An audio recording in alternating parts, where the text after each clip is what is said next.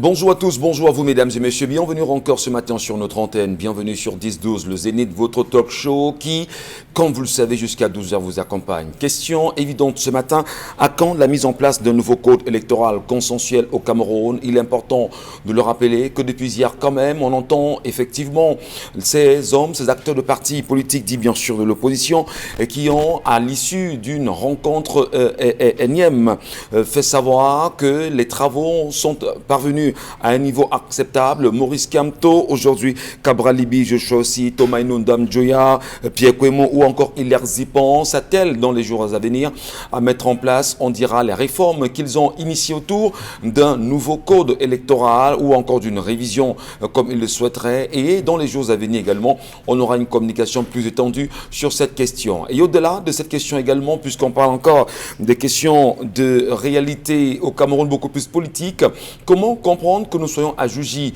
-4 pour une marche initiée à Yaoundé aujourd'hui par le mouvement pour la renaissance du Cameroun à travers un objet tout à fait précis, déclaration de la grande marche républicaine pour la promotion du vivre ensemble, de la paix au nord et sud-ouest du Cameroun, de la solidarité avec les populations de l'extrême nord victimes de Boko Haram, pour l'intégration nationale contre le tribalisme, en soutien à la démocratie, au respect des droits civiques et politiques de tous les Camerounais et pour la libération de tous les prisonniers politiques, bien sûr, au Cameroun aujourd'hui. On en parle encore, ça bouge en même temps. La déclaration de manifestation a été, bien sûr, déposée au sein auprès de l'autorité, bien sûr, administrative à Yaoundé premier. On attendra encore à voir dans les jours à venir où nous en serons avec cette marche initiée sur un tronçon de moins de 3 km, bien sûr, à Yaoundé.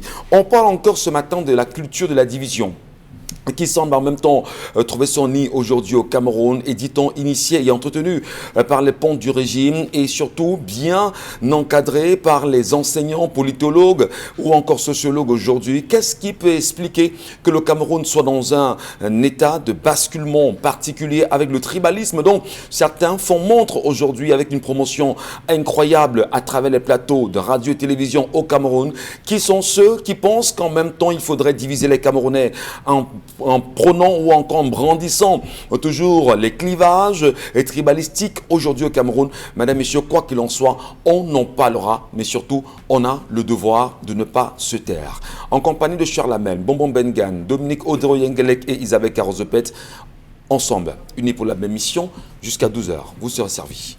Charlamel, bonjour ce matin, bienvenue. Bonjour, monsieur Michel Ngachou. Bonjour à tous les téléspectateurs. Bonbon Bengan Kandji, bonjour. Bonjour, monsieur Ngachou Numba. Bonjour à vous, chers téléspectateurs. Moi, je vous réponds tout de suite.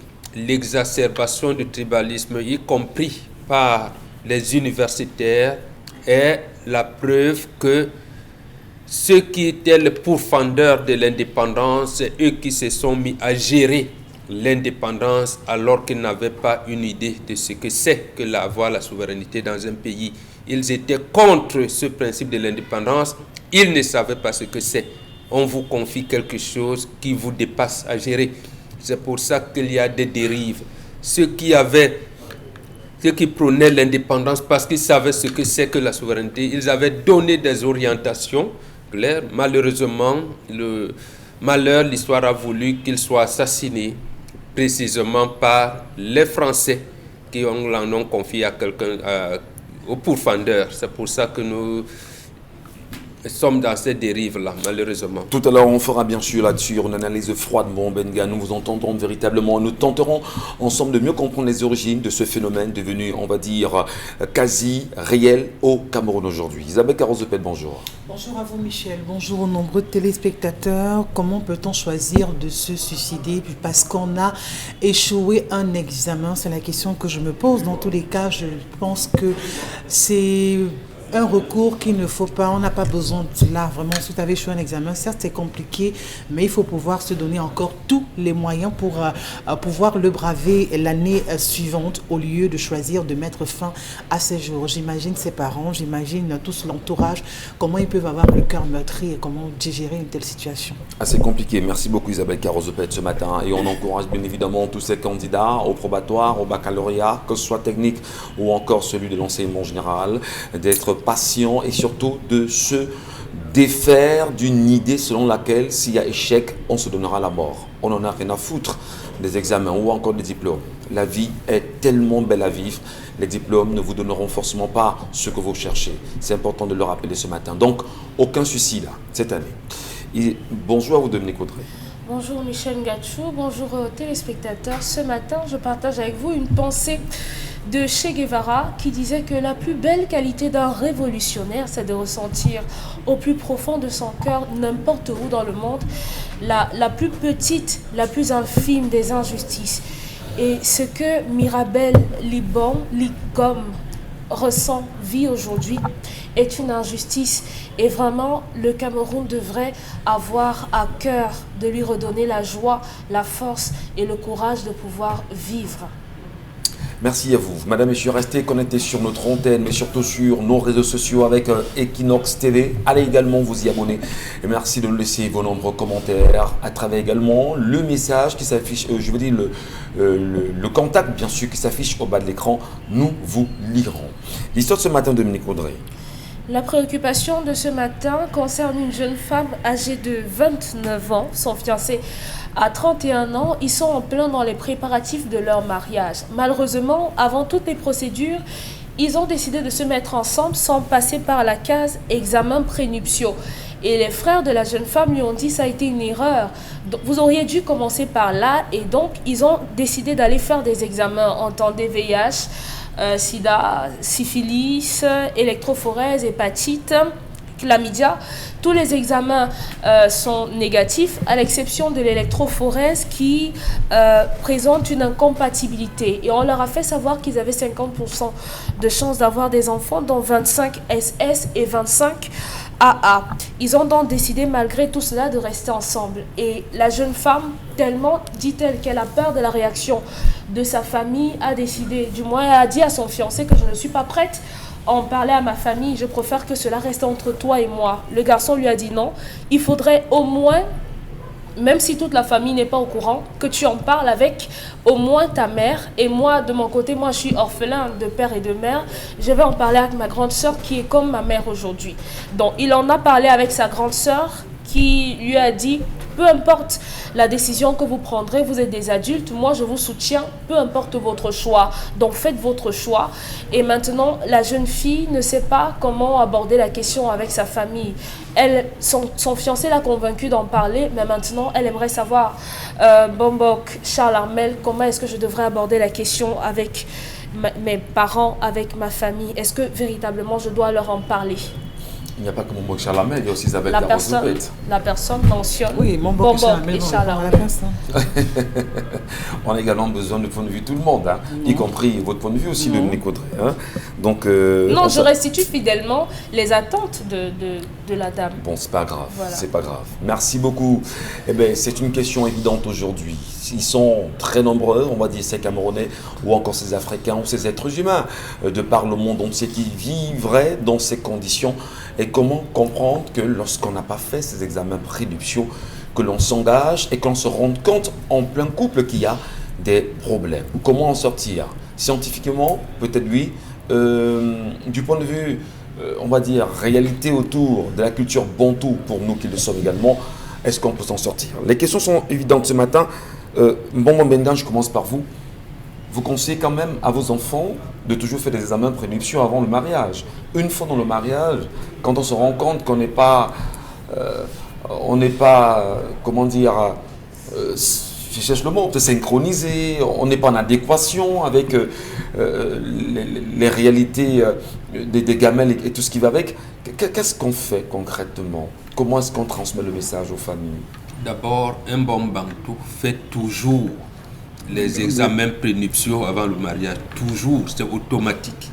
Avant même d'engager les procédures de la dot, on fait les examens prénuptiaux. C'est d'ailleurs ça qui détermine.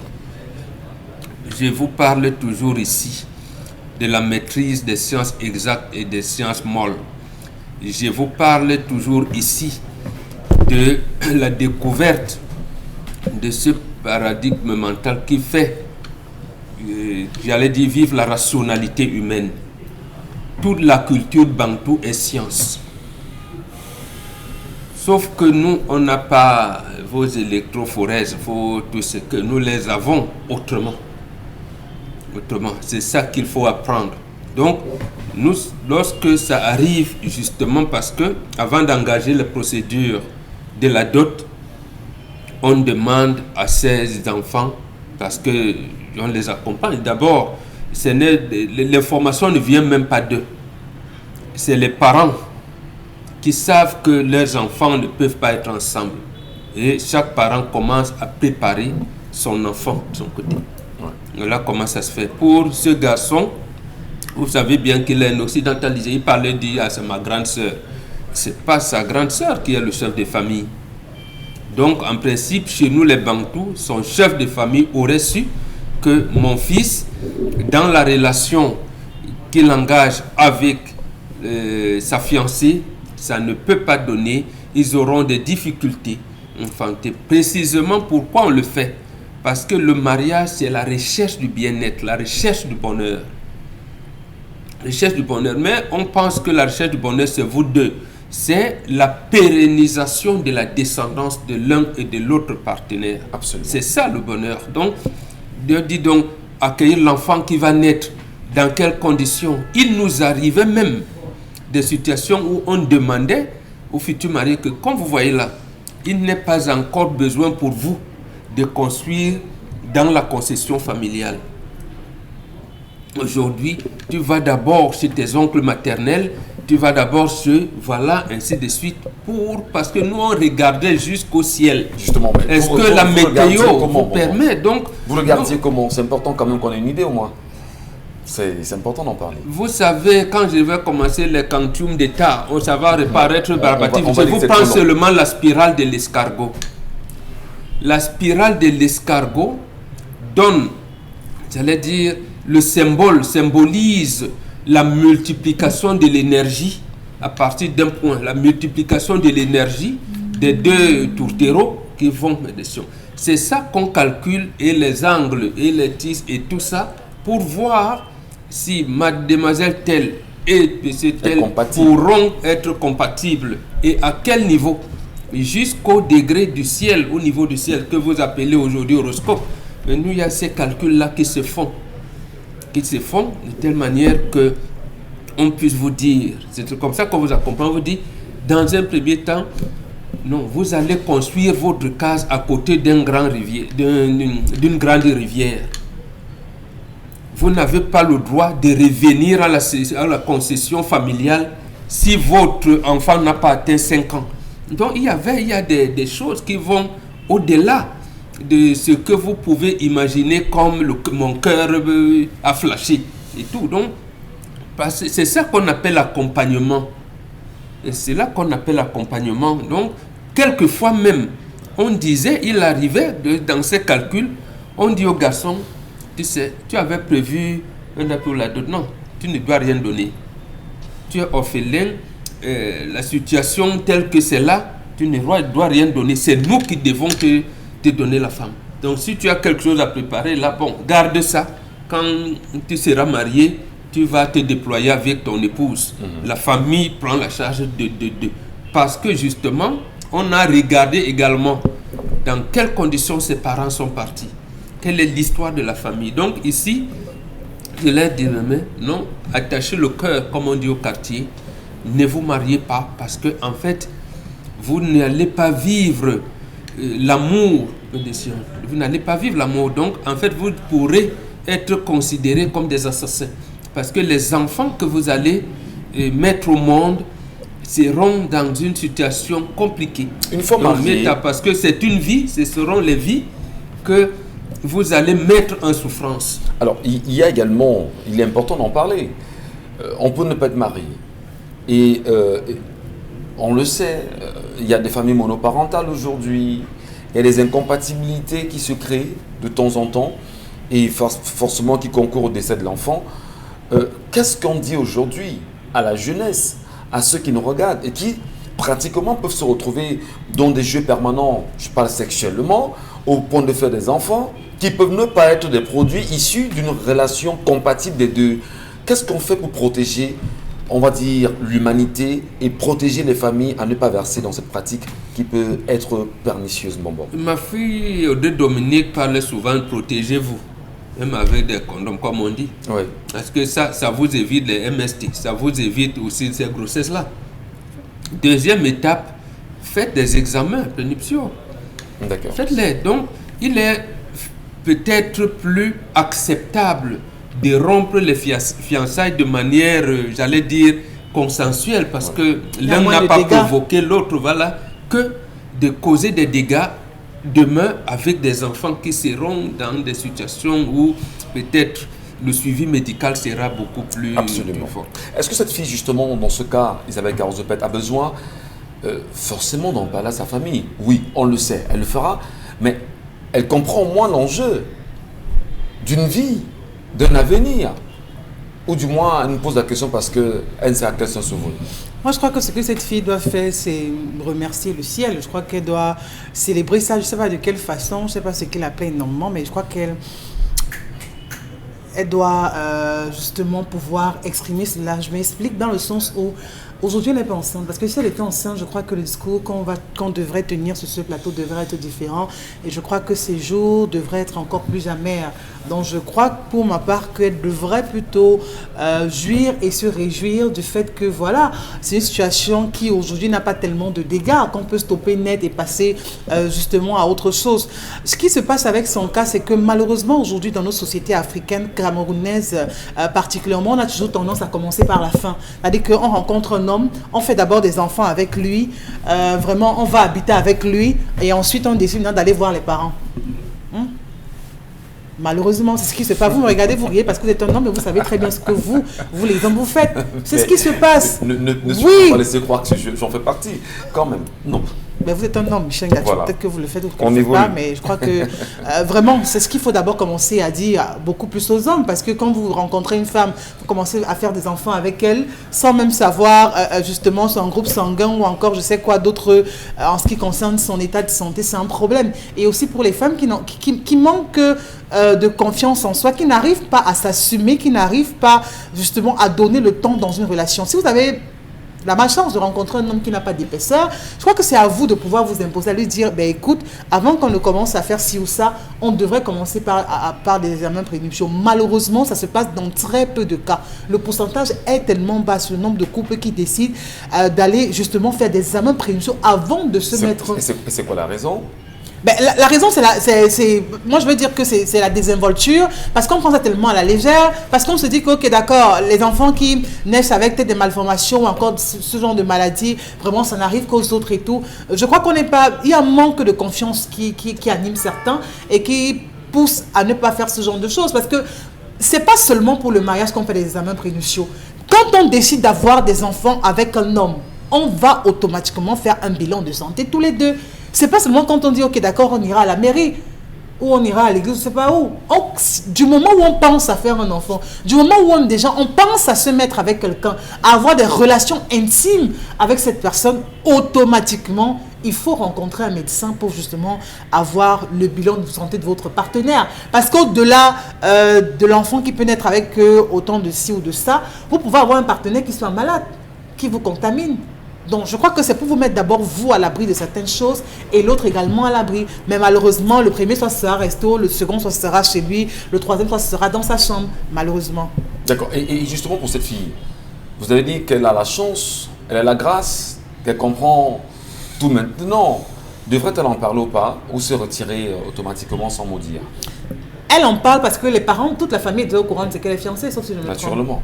Ben, si on est au courant de ce que vous êtes fiancé, il faut quand même dire qu'il n'a pas disparu de la circulation. Ouais. Il ne s'est pas évaporé. Ouais. Donc, vous dites que, écoutez, voilà. Mais vraiment... Bon, on parlait tout à l'heure d'une séparation consensuelle. Si je parle en direct d'Isabelle Caron, mais je crois que quel est ce genre de famille aussi qui accepte ça? Parce que quand vous venez chez vous avec un homme, papa, écoute, je vais te présenter telle personne et tout, on vous demande impérativement vraiment d'avoir cela avant même qu'on ne fasse le toqué-porte. Parce que le toqué-porte, c'est le toqué-porte qui est cette occasion, cet instant qui ouvre les fiançailles. Donc avant même d'ouvrir les fiançailles, on se rassure que vraiment on est sur la même longueur d'onde. Avant même d'ouvrir ça. Donc je crois qu'il y a quand même eu un peu de légèreté dans C'est un document qui peut conditionner, on va dire ce qu'on appelle le toqué-porte aujourd'hui. Ça conditionne énormément. énormément, Michel Ngachou. Si vous êtes incompatible avec quelqu'un, vraiment, vous n'allez pas vous leurrer que vraiment, il vous suffit à vous deux de vous aimer un peu, c'est tout.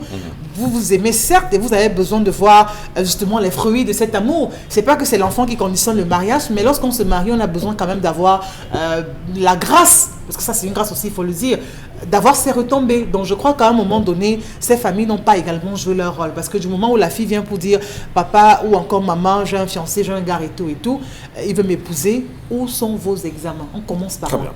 Il peut y avoir quand même, cher Lamel, dans dans ces propos, dans ces arguments portés sur ce plateau ce matin,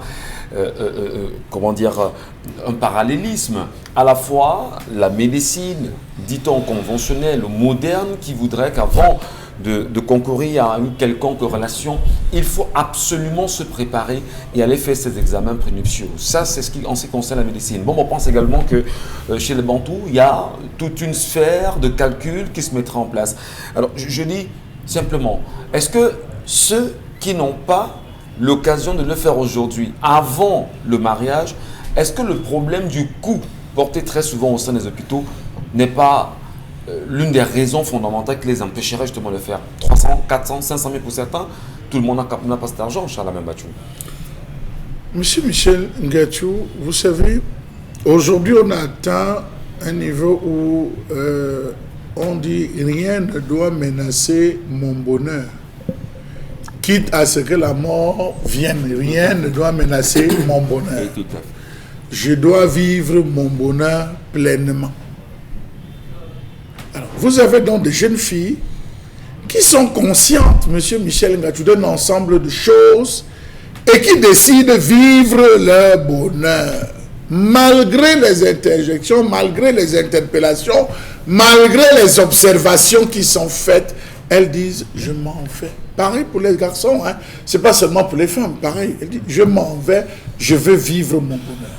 Oh, ça se passait comment chez les Bantous? Monsieur Michel Ngachou, la jeune fille, avant d'aller en mariage, elle ne restait plus dans sa famille. Elle allait chez, comment on va dire, permettez l'expression, la matriarche de la famille, l'aîné de la famille, qui procédait à des observations qui portaient sur 5 points essentiels. Le premier point, la langue. Votre langue renseigne sur votre état de santé. Une langue trop blanche, vous avez des soucis. Une langue qui a des pointillés noirs dessus, vous avez des soucis. Une langue qui est violette, vous avez des soucis. Donc l'État, tous les matins, elle prend cette peine. Parfois, ça ne se faisait pas chez la matriarche de la famille, mais c'était dans la belle famille. C'est pour ça qu'on envoyait la fille aller passer un peu de temps. L'état des cheveux roux cassants. Lorsque vous avez des cheveux roux cassants, ça d'office démontrait que vous avez une maladie incurable. Il y a des styles. Ça je l'ai appris auprès de ma grand-mère. L'état des ongles. L'état des ongles, monsieur Michel Ngachou, la qualité des ongles, comment est-ce que les ongles renseignent. Le pipi du matin, monsieur Michel Ngachou. Si lorsque vous faites pipi pour le garçon, les fourmis arrivent, ça veut dire que vous avez trop de sucre. Si vous faites pipi, monsieur Michel Ngachou, les mouches arrivent, ça suppose une infection. Si vous faites pipi, ça sèche vite, ça suppose que vous consommez trop de sel. Si vous faites pipi, ça tombe sur vos pieds, ça veut dire que vous avez la prostate. On avait cette technique. Et en plus, il y avait le dernier, les sels, monsieur Michel Ngachou, la couleur des sels qui renvoyait. On avait ces méthodes, monsieur Michel. Donc, à partir de là, on définissait si oui ou non la relation devait continuer. C'est comme ça qu'on fonctionnait chez nous, les Bantous, sans toutefois avoir de l'exagération. Donc, aujourd'hui, on est arrivé dans ce système où on dit, avant toute chose, il faut faire des examens. Mais quel examen? Les gens n'arrivent jamais à l'électrophorèse.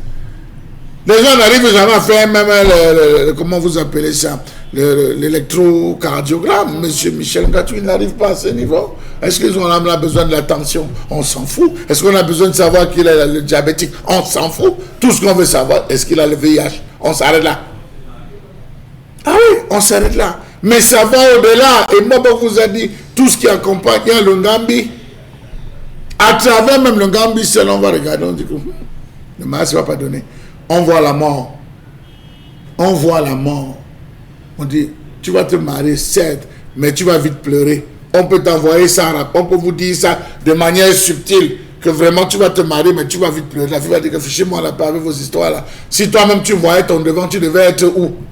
Si tu voyais ton devant, tu devais être là, dans la pauvreté là. Allez, fichez-moi, excusez-moi, je parle trivialement comme ça se fait au quartier. La fille se marie, 2-3 ans après, le gars tombe. Et c'est là où pendant qu'elle coule là, elle se souvient que on m'avait dit l'affaire là, oh, on m'avait dit, on dit tais-toi. Tu as fait quoi de ça? Tu as préféré ton bonheur. Le bonheur, monsieur Michel Ngachou, il est éphémère. Pendant que certains croient, le bonheur, il est éphémère. Le bonheur que vous cherchez à vivre. La réalité du terrain vous apprend tout autre chose que ce bonheur vers lequel vous êtes en train de courir. Donc cette fille, actuellement, ils ont décidé de garder, oui. Je concède, chaque couple a son secret, chaque couple a ses secrets. Ils ont choisi de garder le secret, mais c'est un bonheur qui va se transformer très rapidement en larmes. Merci infiniment, cher Elle Amel. fait le choix. Allez, Dominique Audrey, les avis ont été, on va dire, proposés, les arguments et en même temps autour de l'histoire. Qu'est-ce que vous y mettez en complément? Ce que je mets en termes de complément, c'est que il n'y a pas de mal à dire à votre famille que malheureusement, génétiquement, vous avez hérité de problèmes. Si peut-être vos parents avaient fait ces examens, ils se seraient rendus compte que les 2 enfants qu'ils ont eus sont des porteurs. Bon, c'est vrai qu'on ne dit pas porteurs de gènes de drépanocytose, mais vous êtes porteurs, vous êtes... on dit quoi, homozygote, quelque chose comme ça. Vous êtes malade, prédisposé à donner des enfants malades. Maintenant, on vous a dit que vous avez 25% de chances d'avoir des enfants SS et 25% de chances d'avoir des enfants AS. Ça veut dire que vous avez 25% de chances d'avoir des enfants normaux. Donc, vous pouvez avoir un enfant qui n'est pas drépanocytaire et également, vous avez la possibilité d'avoir un enfant qui est drépanocytaire. Donc, madame, c'est... La vie est faite de risques. La vie est un risque en lui-même. Est-ce que vous allez vous arrêter là? Moi, je ne vous conseillerais pas de vous arrêter là. Parce qu'aujourd'hui, dans les années 1980 et autres, les chances de survie d'une personne drépanocytaire étaient de 20 ans. Aujourd'hui, on peut aller à 40 ans avec la drépanocytose si le suivi est effectif. S'il y a un véritable suivi médical, vos enfants peuvent survivre. Et il y a plusieurs types de drépanocytose. Moi, je vous suggère de vous rapprocher de vos médecins pour qu'on vous dise exactement à quoi vous pourriez faire face. Mais il n'y a pas de raison. En termes de dépenses, elle a l'argent nécessaire pour ça? On ne sait pas. Parce que vous lui demandez de risquer. On ne peut pas savoir. Vous lui demandez de risquer. Je ne vais non plus lui demander d'arrêter de ne pas se marier. Aujourd'hui, voilà, elle est déjà dotée. C'est le bonheur. Le mariage est déjà en pleine organisation. Pour moi, ce n'est pas suffisant pour que vous vous arrêtiez. Ah, d'accord. Vraiment, pour moi... bon. Oui, justement, ce que je pense, mon avis, c'est que C'est vous ne le bonheur. devriez pas vous arrêter. Ce n'est pas une Le question de bonheur. bonheur. Ou alors, il y a plein d'autres... Qu'est-ce qui vous dit que votre premier enfant sera drépanocytaire? Rien. Qu'est-ce qui vous dit qu'il sera normal? Rien du tout. Donc, madame, franchement, à un moment donné, vous faites vos choix et vous les assumez. Moi, ce que je vous suggère, c'est de vous marier. C'est pas trop facile de le dire. Écoutez, c'est mon avis. Oui, on ne dit pas que c'est votre avis, mais on tente encore de comprendre votre avis. Est-ce que c'est pas trop facile de le dire? Parce que on parle effectivement de la recherche du bonheur. Mais est-ce que dans la recherche du bonheur, à un moment donné, dont on est conscient que ce soit éphémère, est-ce qu'on ne peut pas se dire... Comment on le il y a une définit même réserve? déjà, le Comment on bonheur? définit là ce bonheur-là? Parce que- La définition ne peut pas être standard. Ce qui fait mon bonheur ne fera pas le vôtre. Non, on est tous d'accord. Donc, ne me demandez pas de... C'est aussi trop facile de lui demander de ne pas se marier. Oui, on est tous d'accord. Voilà. Est-ce Donc- qu'il n'y a pas lieu, question de protéger la fille ici, protéger le garçon et protéger les enfants qui naîtront? D'ailleurs, bon, a très bien dit, on peut être considéré de criminel. Est-ce que ce n'est pas l'occasion aussi de se dire, bon d'accord, pour que nos moralités soient bonnes, pour que nous puissions revivre nos vies normalement, sans pourtant être ennemis, est-ce qu'il n'y a pas lieu de s'asseoir et se dire, on peut procéder à une séparation consensuelle? Ça fait pas, Pourquoi se séparer quand dans notre entourage, on a des drépanocytaires qui vivent? Pourquoi? Alors, vous avez déjà Combien- pénétré la vie d'un drépanocytaire? Pourquoi est-ce Tout le que... régime que cela impose à un drépano. Est-ce que vous avez déjà, minimum, un gars qui vit de la drépano va dépenser seulement pour son alimentation, va chercher dans les 60 000, monsieur Michel Ngachou, seulement en termes de médicaments. Est-ce qu'elle est prête à ça? Dominique. On ne peut pas savoir parce qu'on n'est pas dans ses poches. Ce que je dis, c'est qu'on peut avoir pour mari un diabétique qui va devoir engranger les mêmes frais qu'un enfant drépanocytaire. On va éviter de se marier avec des gens parce qu'ils peuvent avoir des maladies. En tout cas, mon avis, c'est que, madame, le risque, c'est vous qui le prenez. La vie, c'est vous qui allez la vivre. Si vous sentez que vous pourrez tenir, parce que vous avez des chances d'avoir des enfants qui ne seront pas malades, alors, madame, prenez votre risque et vivez votre vie. Merci infiniment, Dominique Audrey. Oui. Vraiment, j'aimerais dire à votre suite que il y a des choses quand même sur lesquelles on ne saurait tergiverser, parce que là, on parle quand même d'une science exacte. Quand vous faites des examens prénuptiaux, c'est pour qu'on vous dise s'il y a compatibilité ou pas, s'il y a faisabilité ou pas. Alors, vous ne pouvez pas savoir qu'en prenant votre voiture, vraiment, il y a tel ravin là devant, et vous foncez dans un ravin en disant que, ok, d'accord, même si vous sortez de la mort, ou alors en perdant une jambe, 2 jambes, ça pourra se faire. C'est vraiment, je crois qu'on est quand même aussi là parce qu'on a un rôle d'éclaireur.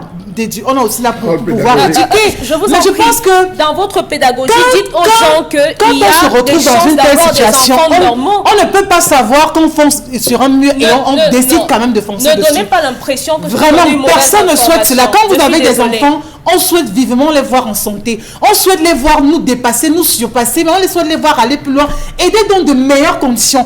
On ne peut pas à l'avance savoir qu'ils ne pourront pas être bien portants et prendre quand même le risque de le faire. Ça veut dire qu'on ferme dans les centres hospitaliers, qu'on ferme dans les formations sanitaires, de savoir donc, ok, d'accord, s'il est malade, vous gérez. La drépanocytose, aujourd'hui, la médecine a tellement évolué qu'on peut gérer des personnes qui sont drépanocytaires. Il n'y a pas une poubelle où on gère les humains. Si elle avait déjà eu des enfants avec lui, on devait les tuer. Oui, Michel, il y avait un 5% de chance d'avoir des enfants. On sait tous et on est d'accord que la prévention est meilleure que la guérison. Absolument. Donc vraiment, on ne peut pas changer ça. Okay. Prévenir vaut extrêmement mieux que guérir. Et le médecin vous le dit toujours que si vous pouvez prévenir quelque chose, autant mieux prévenir. Oui, donc ce qui est prévenable, vraiment, faisons l'effort de prévenir. Vous voulez donc nous dire que je vais faire mes examens avec mon fiancé et je découvre qu'il a un VIH-Sida. Non, je ne vais pas me marier avec lui parce qu'il a le VIH-Sida. Parce que je ne vais pas pouvoir tenir, parce qu'on ne pourra pas avoir des enfants. On peut avoir des enfants aujourd'hui avec une personne qui a le Sida. On peut. Le débat n'est pas au niveau de la la science aujourd'hui permet d'avoir des enfants, même si on est porteur des gènes de drépanocytose. Alors, on parle d'incompatibilité, Dominique Audrey. On est tous d'accord. Oui, on parle d'incompatibilité aujourd'hui. On peut comprendre que l'on soit porteur d'un VIH et faire des enfants sans pour autant que ces enfants soient contaminés. Nous sommes d'accord. Voilà. Alors, mais si nous sommes dans le cadre quand même de ce qu'on appelle la drépanocytose, nous sommes conscients des conséquences, des charges que ses frères, ses sœurs subissent au quotidien et même ses familles. Comment donc préserver les familles à ne pas y plonger? Comment préserver les familles à ne pas y verser? Si on recherche que le bonheur, comme le disait Charles Hamel ou encore Isabelle Carole, son bonheur, sa vie, on fera un enfant, Dominique Audrey. Vous pourrez avoir tout l'argent du monde, mais à un moment donné, vous n'en avez plus. Comment parviendrez-vous à tenir à cet enfant, sachant que sous peu de temps, il peut mourir? Sachant que, oui, moi je pose la question. C'est pour ça que la science évolue, très cher. Que le bonheur, en même temps, c'est l'union et surtout pérenniser l'espèce humaine. Monsieur Michel Ngachou, les choses ont changé. Lorsque vous décidez de faire un enfant, votre vie s'arrête. Absolument. Votre vie s'arrête, vous commencez à penser, projeter pour cet enfant. Si en même temps, vous serez en train de projeter sur vous et projeter sur l'enfant, monsieur Michel Ngachou, vous ne marquerez pas un pas. Vous allez stagner. Je vous parle d'expérience parce que j'ai connu des cas dans mon entourage, monsieur Michel Ngachou, où je me suis rendu compte des gens ont forcé, ils ont forcé à vivre. La femme ne développe pas, la fille ne développe pas la maladie, vous le savez. Chez les femmes, la fille ne développe pas la maladie. La fille vit tranquillement, mais c'est l'homme qui fait la maladie. Il fait densément, monsieur Michel Ngachou, la maladie. Donc vous allez voir, elle va forcer, elle peut avoir, vous dites que 50%, 25%, elle peut avoir des normaux, 25%. Mais attendez, si avant d'atteindre les 25% de normaux, vous faites 50 ou 75% d'anormaux et 1%, vous allez passer la vie, vous allez nuire cet enfant. Donc, quand on fait les examens prénuptiaux, s'il ne faut pas tenir compte de cela, autant mieux ne pas faire. Mais si on nous impose de le faire, la société l'impose, alors il faut tenir compte de ce qui en découle. foule. Et c'est extrêmement grave parce que si vous savez très bien que vous ne pouvez pas vous mettre avec ce partenaire, même l'amour que vous portez pour lui va automatiquement se briser parce que vous savez pertinemment que ça ne peut pas se faire. On ne force pas ce qui est infaisable. Merci beaucoup. En tout cas, on est toujours dans un débat et puis ce n'est qu'une question de contradiction. On tente tant bien que mal d'avoir les différents points de vue. Vous aussi qui nous regardez certainement ce matin, laissez-nous vos commentaires et avis sur la question. Quel conseil, quel regard vous y jetez? Que direz-vous à cette dame? Tout de suite la colère.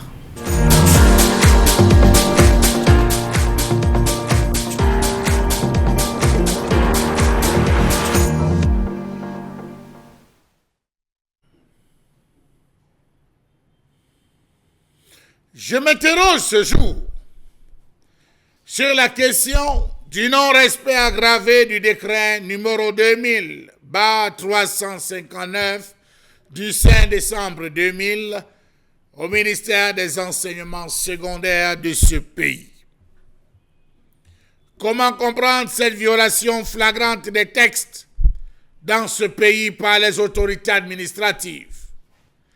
Après la question de l'organisation des examens, après la polémique née de la mauvaise gestion des primes des enseignants, après les multiples polémiques nées au niveau de la situation, voilà une autre polémique qui va enflammer désormais le MINESEC et qui est prêt, on va le dire, à pousser les gens dans le désordre.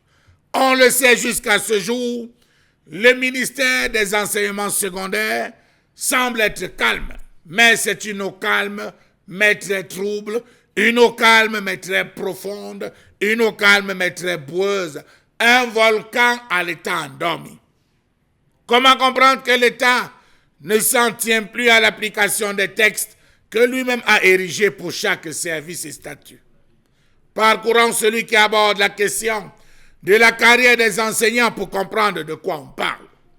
Comment comprendre que depuis plusieurs années, on ne respecte plus le grade au ministère des enseignements secondaires dans ce pays?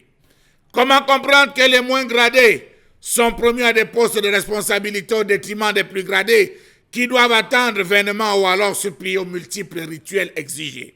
Savez-vous qu'il est fréquent de voir de nos jours un instituteur de l'enseignement technique, ce qu'on appelle IET, un instituteur de l'enseignement technique, nommé chef de travaux, mieux surveillant général, censeur, parfois inspecteur pédagogique régional.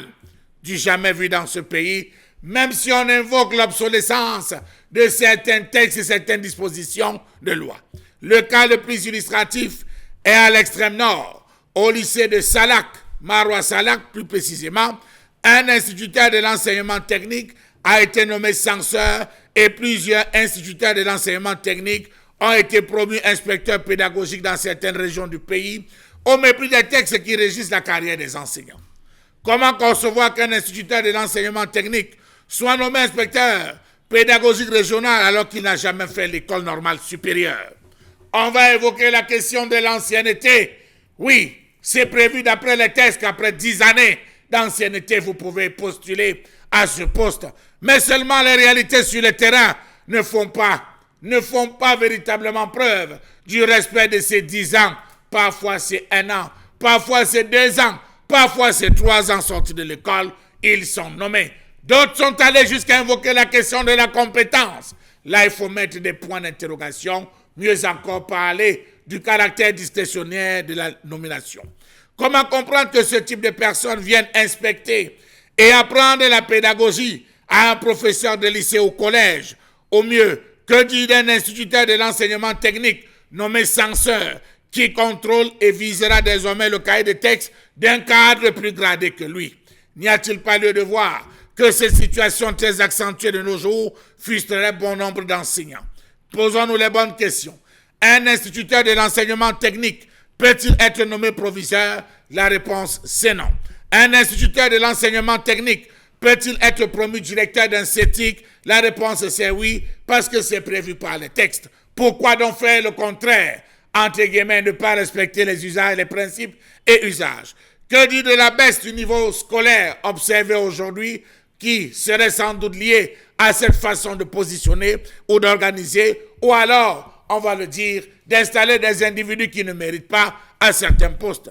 Avant, il était possible, c'est-à-dire dans les années 1970-80, il était impossible de voir un moins gradé occuper un poste de responsabilité dans un établissement où il existe des plus gradés. Comment concevoir encore qu'un professeur de collège d'enseignement technique soit nommé proviseur d'un lycée alors qu'il n'a pas le grade requis pour ce poste? C'était comme si un assistant d'université soit nommé doyen ou encore un major nommé par exemple commandant de brigade. Un sergent ne saurait évaluer le colonel, c'est le plète, professeur de lycée d'enseignement technique, qui forme l'instituteur d'enseignement technique. Comment se retrouver à la fin à voir celui qu'on a formé au-dessus et sans accuser de ses 10 années d'expérience? Pire encore, pendant le déroulement des examens officiels ces derniers temps, on a eu à constater, à faire des constats alarmants. Oui, on a vu des moins gradés devenir chef de salle, chef de secrétariat, chargé de mission ou président de jury. Du jamais vu. Prenons l'exemple d'un lycée nouvellement créé, dont jadis CS, lorsque le directeur devient par exemple proviseur et le surveillant général censeur, qui parmi les enseignants est supposé passer au rang de surveillant général s'il n'y a pas de nouveau nommé? Question. Que dire d'un jeune plègue, professeur de lycée d'enseignement général, sorti de l'école, bombardé directeur au ministère, ou alors inspecteur pédagogique, censeur, etc., pendant que les indices 1000 sont dans la craie? Les prix sont connus pour être proviseur, directeur d'un CS, inspecteur pédagogique, censeur, surveillant général et même à la direction des examens et concours. On s'en plaint, on décrit, on crie, mais rien n'est fait. Bravo aux tenants de la thèse selon laquelle le diplôme appartient à l'individu, tandis que la nomination est discrétionnaire et la fonction appartient à l'État. Sauf que nous sommes dans le domaine de l'enseignant, de l'enseignement autant pour moi. Et ce domaine a des normes qu'il faudrait respecter. Ce domaine a des principes qu'il faudrait appliquer. Mais dites-moi, s'il vous plaît, pourquoi ne vit-on pas le même désordre dans la magistrature ou dans l'armée? Pourquoi est-ce que ce n'est que dans le corps de l'enseignement qu'on se retrouve à vivre cela? Pourquoi est-ce que le diplôme ou le grade ne sont pas les indicateurs très fiables et sûrs de la performance et des compétences? On ne respecte plus le grade, il suffit d'avoir un réseau bien huilé et on est promis un poste, peu importe le grade. Que dit Madame la ministre des Enseignements secondaires? Dans de nombreux lycées, vous avez des enseignants qui se refusent à faire corriger le texte par un surveillant général parce que non seulement il est sorti de l'école, ça fait 2 ans, mais en plus il n'a pas le grade. État de fait qui crée des sérieux problèmes dans les établissements scolaires où des lettres, des requêtes sont adressées chaque fois à Madame la ministre, mais hélas, que fait-elle? Est pris. C'est vrai, les textes sont à décrier et sont obsolètes. Qu'est-ce qui est si difficile à comprendre? Tout simplement, il faudrait revoir, repenser non seulement les textes, mais sur le terrain, appliquer véritablement pour permettre à tous de se sentir à l'aise. C'est une colère signée Charles Amel Mbachou ce matin, comme à l'accoutumée, et le regard qu'il porte encore sur cet arrêté du 5 décembre 2000 au sein du ministère de l'enseignement secondaire aujourd'hui est une réalité perceptible aujourd'hui au Cameroun. On a encore ce cas de ce jeune garçon sorti d'une école et très vite promu aujourd'hui chef de service au niveau du ministère de l'enseignement supérieur. Et la question est de savoir qui est-il, comment est-il arrivé à ce stade-là, quel a été son cursus professionnel. Des questions assez importantes quand même, cher Amel. Merci infiniment pour la colère exprimée. Bonbon Bengan, je me retourne vers vous rapidement pour qu'ensemble on tente de comprendre qu'est-ce qui peut justifier qu'au Cameroun, que l'on soit moins qualifié au niveau du ministère des enseignements secondaires et qu'on soit promu à des postes, on va dire, qui sont au-dessus du grade, qui ne respectent pas l'ancienneté, parce que c'est 10 ans d'ancienneté pour être promu à un certain... Voilà. Comment peut-on comprendre que l'on soit dans ce mécanisme instauré, huilé, validé au sein du ministère des enseignements secondaires Bengal? C'est la politique de réseau. Simplement. Absolument. Et Charles Amel a énoncé un principe là tout à l'heure. Le grade appartient à l'individu, le poste appartient à l'État. C'est comme ça qu'il le dit. Quand on vous le dit, malheureusement, non, je vous réponds, Charles Amel, ça a même atteint la magistrature. Il y en a qu'on a mis à la retraite il y a quelques ans, justement parce que les moins gradés avaient occupé des postes qui les commandaient.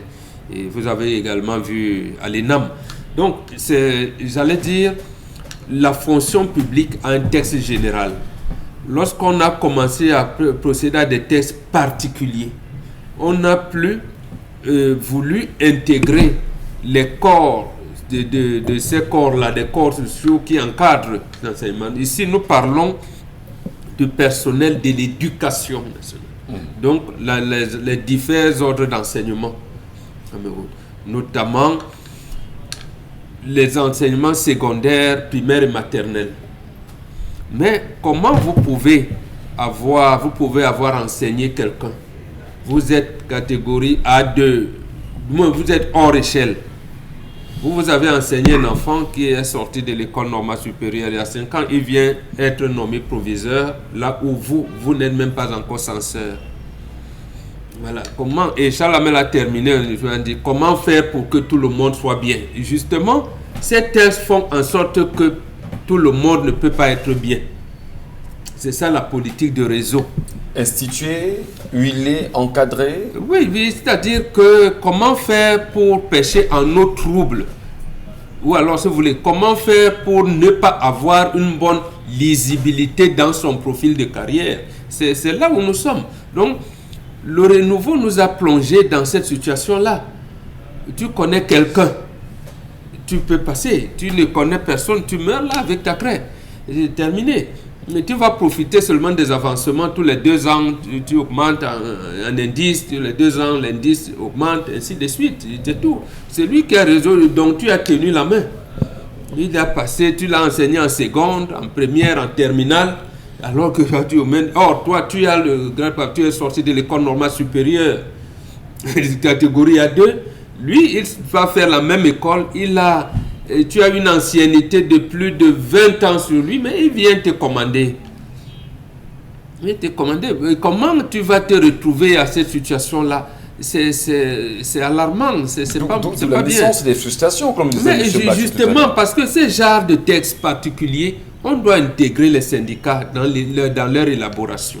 Parfaitement. On doit. Mais quand le décret qui vous fait ministre vous donne toutes les possibilités, pour toutes les potentialités, vous êtes omniprésent, omniscient, c'est-à-dire que vous avez la science infuse dès lors que vous bénéficiez de la faveur d'un décret. Bon, à ce moment-là, vous ne trouvez pas nécessaire de consulter vos collaborateurs dans l'élaboration de ces textes.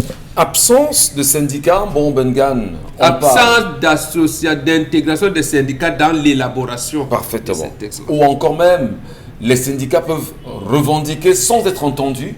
Ça, ils en ont fait, je peux citer Yamad Koko, Fouet Foué, Emmanuel Kamdem, je peux les citer, il y en a même. Donc, Mbela Mbapa avait mis à un moment donné à position 80. Vous savez ce que c'est la position 80? Très bien, voilà, c'est-à-dire que votre salaire est... Bon. Alors, Isabelle Carole Zoubet, ils sont revenus après. Lorsque vous écoutez la Colette ce matin, en toute honnêteté, vraiment, on va saluer encore ce matin le renouveau. Il dit le renouveau nous sert de très beaux plats. Et là, voilà encore un plat du renouveau, au cœur même du ministère de l'enseignement secondaire. Peut-être pas seulement à ce niveau, parce qu'il semblerait quand même que l'administration, globalement, soit grippée par la politique des réseaux. Isabelle Carole Zoubet. Je crois que ce qui se passe est à l'image de ce renouveau, et malheureusement, concernant justement ce domaine ou encore ce secteur des enseignements secondaires, aujourd'hui, on empêche les jeunes de rêver. Parce que si vous avez quelqu'un qui hier était votre maître ou encore votre professeur, 5 ans, 10 ans après, vous trouvez la même personne au même endroit en train de stagner, ben vous allez rêver de quoi? Parce que c'est eux également qui vous font rêver, parce que vous allez dire, ok, d'accord, je l'ai vu passer de tel poste, aujourd'hui, hier, il était censeur, aujourd'hui, il est proviseur. Comme quoi, c'est possible à travers l'enseignement de pouvoir bien gagner sa vie, de pouvoir avoir une carrière vraiment que vous méritez, ou alors la carrière justement qui va avec le domaine que vous avez choisi. Mais si vous passez votre temps des gens qui viennent à peine d'arriver, qui se retrouvent proviseurs, qui se retrouvent à la tête des universités, mais vous qui êtes là, qui avait toujours cette craie qui est toujours face aux élèves ou encore aux étudiants, ben ça veut dire qu'il y a un problème. Ça veut dire qu'on n'est pas en train de traiter tout le monde à sa juste valeur. Et justement, dans ce secteur qui est celui de l'éducation, ça décourage plus d'un à pouvoir s'investir dans ce métier. C'est la raison pour laquelle, malheureusement, au Cameroun, l'enseignement n'est plus une vocation. L'enseignement, c'est une option, c'est un recours, juste, c'est un tremplin. On va chercher le matricule. Oui, c'est juste un tremplin. C'est-à-dire que même avec ce matricule, c'est juste pour se dire, ok, d'accord, même si c'est fait n'importe comment, au moins avec ça, je pourrais avoir le transport, je pourrais au moins payer une facture d'eau et d'électricité. Il n'y a plus d'engagement, il n'y a plus de motivation, tout simplement parce que ces idées ont tari à cause de ce qui a été mis en place comme système, de ce que si vous ne connaissez pas telle personne ou telle autre personne, vous passerez toute votre vie, vous ne serez jamais un recteur, vous passerez toute votre vie, vous ne serez jamais un doyen, vous passerez toute votre vie en train d'être à accompagner les autres, à voir ceux-là qui viennent à peine d'arriver, mais qui en un laps de temps se retrouvent à être à des postes plus juteux que les autres. Dire simplement que qui sont devant. Le renouveau a réussi finalement à tuer l'école. Tuer l'école, tuer l'espoir des jeunes, tuer l'avenir, tuer le rêve. Parce que chez un enseignant, c'est celui qui inspire. Parce que toute votre enfance ou encore à cette adolescence et tout, c'est lui qui vous encadre. Et c'est lui qui devrait vous inspirer. Un enseignant, c'est d'abord un modèle. C'est la personne que vous voyez à longueur de journée, que vous vous dites, j'aimerais être comme tel professeur, j'aimerais être comme ci, j'aimerais être comme ça. Est-ce qu'aujourd'hui, ce genre de discours est encore possible d'être tenu quand on sait tous les conditions exécrables dans lesquelles ces enseignants se retrouvent aujourd'hui, eux qui sont obligés de vendre des bords, de vous exiger à faire des photocopies, de vous exiger à faire ci ou ça, parce qu'ils ont besoin d'un peu de moyens pour pouvoir arrondir les fins de mois. On s'en souvient d'ailleurs de ces enseignants qui, dans certains CES, on parle encore des collèges d'enseignement secondaire ici au Cameroun et dans des zones un peu reculées, qui à la fois étaient, souvenez-vous, directeurs d'établissement, censeurs en même temps, enseignants par ailleurs, parce qu'ici, il y avait un gros souci d'effectifs et une fois, même pas d'économes dans certaines localités, c'est des réalités. Et tout ceci, bien évidemment, au cœur du ministère des enseignements secondaires, qu'est-ce qu'il y a lieu de faire ?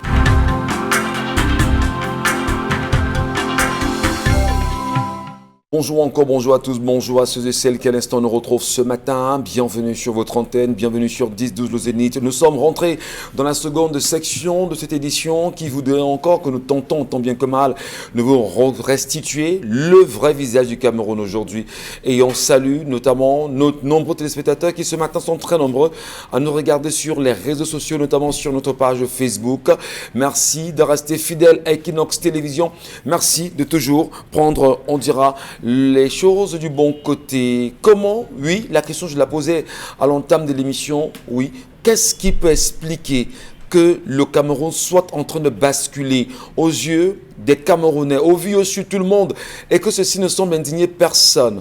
On a, oui, le week-end dernier vu en même temps ces enseignants, ces politologues, ces acteurs d'une politique mise en place par le renouveau qui ont écumé les plateaux de télévision le week-end dernier pour parler tribalisme, pour montrer en même temps que la marche de Genève était une marche initiée par des communautés et non pas des Camerounais. Au point où, sur notre antenne hier, sur les antennes Radio Equinox, à travers l'émission On refait le Cameroun, présenté tous les matins entre 6h et 9h par Eric Fopossi, nous avons eu Patrick, le docteur Rifoé, qui d'ailleurs était mandataire du Rassemblement démocratique du peuple camerounais, hier arrivé sur le plateau pour avoir appris, en même temps pour avoir pris connaissance d'un autre invité qui n'était personne autre que Calibro camerounais, a choisi bien sûr de quitter le plateau avec des propos inacceptables. Nous avons décidé ce matin, madame, messieurs, tout à l'heure dans une analyse parfaitement froide de Mbombo Mbengue sur la question et Charlemagne Bathiou, pourquoi pas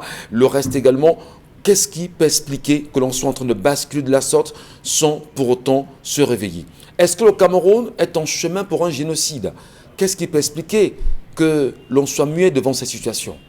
Question, les réponses, on les attend. Et on va certainement poursuivre avec vous, Dominique Audrey, sur la question portée ce matin dans la colère exprimée par Charlemagne Bathiou. Le décret du 5 décembre 2000, pourquoi créer tant de frustration au cœur ou au corps, dans le corps de l'enseignement au Cameroun aujourd'hui, consciemment? Le renouveau nous sert quoi là? Un plat sans arôme, sans épices. Une question, le décret d'application a déjà été... Tout est déjà plein. On a créé des statuts particuliers, des statuts. Parce qu'en 2018, au mois de février, on avait déjà des enseignants qui étaient sortis pour revendiquer. Ils étaient une centaine, 20 000 enseignants qui se plaignaient de n'avoir pas de salaire. Et la deuxième revendication, c'était justement l'application de cette loi du 5 décembre 2000, de l'année 2000. Malheureusement, aujourd'hui, on est obligé, on est astreint de reconnaître que l'enseignement, c'est tout sauf une priorité chez nous. Parce que en signant ce décret, le président a bien mentionné que le rôle de l'enseignement, de l'éducation nationale, c'est justement de préparer les citoyens à être des intellectuels, à les préparer à entrer dans le monde extérieur, un monde concurrentiel, de préparer les jeunes, de leur donner de la matière en termes de culture et d'intellect, de politique et autres. Mais malheureusement, si les personnes qui sont chargées d'inculquer ces connaissances-là ne sont pas mises à niveau, n'ont pas les conditions requises pour pouvoir transmettre le savoir-faire et le savoir-être, comme ça Amel aime bien le dire, malheureusement, on sera avec des enseignants qui vont déserter. Aujourd'hui, les statistiques présentent un nombre déficitaire d'enseignants au niveau de nos différents établissements scolaires. C'est grave, ça fait peur, c'est ahurissant de se rendre compte que ces personnes qui ont ce qu'on appelle malheureusement ou heureusement la vocation de transmettre les savoirs ont décidé d'aller faire le bensikin, ont décidé d'aller enseigner à l'étranger ou bien se sont reconvertis à autre chose. Pourquoi? Pour la simple et malheureuse raison qu'ils sont marginalisés, ils sont ridiculisés, amoindris, dévalorisés. Ils ne valent même pas un clou aux yeux de la République. Et c'est triste, c'est dommage. Prenez le cahier ou bien interrogez un jeune élève d'un lycée. Posez-lui une question, vraiment une question bête, hein, n'importe quelle question. La réponse qu'il va vous donner va vous faire tomber des nues. Vous allez tomber des nues. Ça dépend de la question. Parce que posez-lui une question sur peut-être les enseignements qu'ils ont reçus, les enseignements qu'ils reçoivent. Ils ne sont même pas assidus. D'abord, il faut remettre en question le contenu des enseignements aujourd'hui. Aujourd'hui, malheureusement, on est obligé de le reconnaître. Les enseignements qu'on donne sont au rabais. Ne demandez pas à quelqu'un de se démerder, de se donner totalement, alors qu'en face, il n'a même pas un simple retour d'investissement. Il fera rapidement et il va aller faire ses vacations. Il va venir, il va se débarrasser de vous et il va aller faire ses vacations là où il sera rémunéré. Parce que ça ne lui sert à rien de se donner ici. Donc, on a malheureusement des enseignants aujourd'hui qui ont décidé de faire simplement parce qu'il faut avoir de quoi remplir son plat le soir. Mais ce n'est plus l'amour du métier qui les encadre. Donc, on va dire que depuis 2018 que madame est là, à la tête de ce ministère, déjà qu'avant ça n'allait pas. Aujourd'hui, on est en train de descendre plus bas que terre, malheureusement. Et elle ne fait rien, elle ne bouge pas de son siège, elle ne fait absolument rien. Peut-être on s'attend à ce qu'il y ait un autre soulèvement, il y a un soulèvement encore d'enseignants pour pouvoir prendre la situation à bras le corps, mais ça ne doit plus perdurer. D'aucuns, le professeur Evouna va vous dire que lui, par exemple, il n'est pas pour des revendications qui font qu'on punisse les enfants, mais moi je vous dirais qu'il faut suspendre la craie pour se faire entendre, même si les enfants vont en pâtir, c'est un sacrifice qui va permettre d'aider les générations qui viendront après. On suspend la craie pour se faire entendre, et si les choses ne changent pas, eh bien... tout le monde va devoir en souffrir. On l'entend très bien, Dominique Audrey, même si aujourd'hui on va quand même reconnaître qu'il y a trop de frustration dans ce corps. Naturellement, à travers des nominations à la tête chercheuse, disons-le ainsi, qui ne justifie véritablement pas le respect de ce texte de Charles Amel Bachou. Que faire pour qu'aujourd'hui, Paul Biya, de son siège, puisse respecter, interpeller la ministre des Enseignements secondaires à lui faire un compte rendu sur le non-respect aggravé de cet arrêté justement du 5 décembre 2000, de ce décret du 5 décembre 2000. Monsieur Michel Ngachou, vous savez, le Cameroun depuis bientôt 20 ans s'est inscrit à l'école de la fainéantise. On nomme le cancre, on appuie l'intellectuel, on appuie le capé. Vous arrivez dans une entreprise, ça ne pas de vous avez, j'ai dit ça du 20 ans, je vous dis qu'on remonte, non, j'ai dit 20 ans, non. Depuis l'entrée des non, colons, monsieur, non, monsieur Michel Ngachou, je vous dis non. Monsieur Michel Ngachou, le Cameroun n'avait pas des docteurs, qu'on avait des routes bien faites. Le Cameroun n'avait pas des docteurs, n'avait pas des gars qui ont fait de longues études, des professeurs, qu'on avait de bons matériaux sur le marché, qu'on réussissait à avoir, on avait des réussites scolaires, des bourses. On respectait les plans quinquennaux, avec même les phrases de Daïdou a dit va, moi aussi je vais. Voilà. Mais nous on arrivait à Monsieur Michel Ngachou, que nous ayons toutes ces intellectuels qu'on ne va nulle part. Oh, c'est la cancritude. Nous sommes au règne, sous le règne de la cancritude. C'est-à-dire sous le règne de la cancritude. C'est le cancre qui domine, monsieur Michel Ngachou. Ah bon? Oui, je vous le dis. C'est ce qu'il faut retenir. J'ai dit, nous sommes sous le règne de la cancritude. C'est ce qu'on vit. Donc, le poisson qui pourrit par la tête, c'est grave. Nous sommes sous le règne de la cancritude. C'est le cancre qui règne, monsieur Michel Ngachou. N'ayons pas peur de le dire. Les gens qui sont capés, les gens qui ont des compétences sont mis à côté et on élève le cancre pour qu'il mate celui qui maîtrise. Allez dans les formations, vous allez vous rendre compte. Monsieur Michel, oui, allez-y. Vous me permettez de vous couper, Charles. Je vous en prie. Monsieur Michel Ngachou, avant de vous couper, imaginez-vous qu'une major d'un hôpital soit nommé ministre de la Santé ou délégué régional. Vous voyez? C'est le Cameroun. C'est le Cameroun. Je voudrais quand même également faire la petite mention que lorsque vous parlez de cancritude, j'ai vu des Camerounais, j'ai lu des Camerounais, c'est vrai que chacun est libre d'exprimer ce qu'il veut, sur Maurice Kamto, de son rang, de son expérience, de tout ce qu'il a pu faire dans sa vie. Je vois des gens justement faire des comparaisons. On peut comprendre justement qu'il y ait les cancres qui dominent et que ceux qui sont excellents, c'est ceux qu'on appuie. Monsieur Michel Ngachou, comment arrive-t-on à ces affaires de licence professionnelle, doctorat professionnel, master professionnel, où les gens restent dans leur bureau? Vous avez suivi toute cette actualité à cette période. Absolument. Où on payait 1 million, 2 millions pour avoir des doctorats professionnels et les gars disaient qu'ils devaient descendre dans la rue.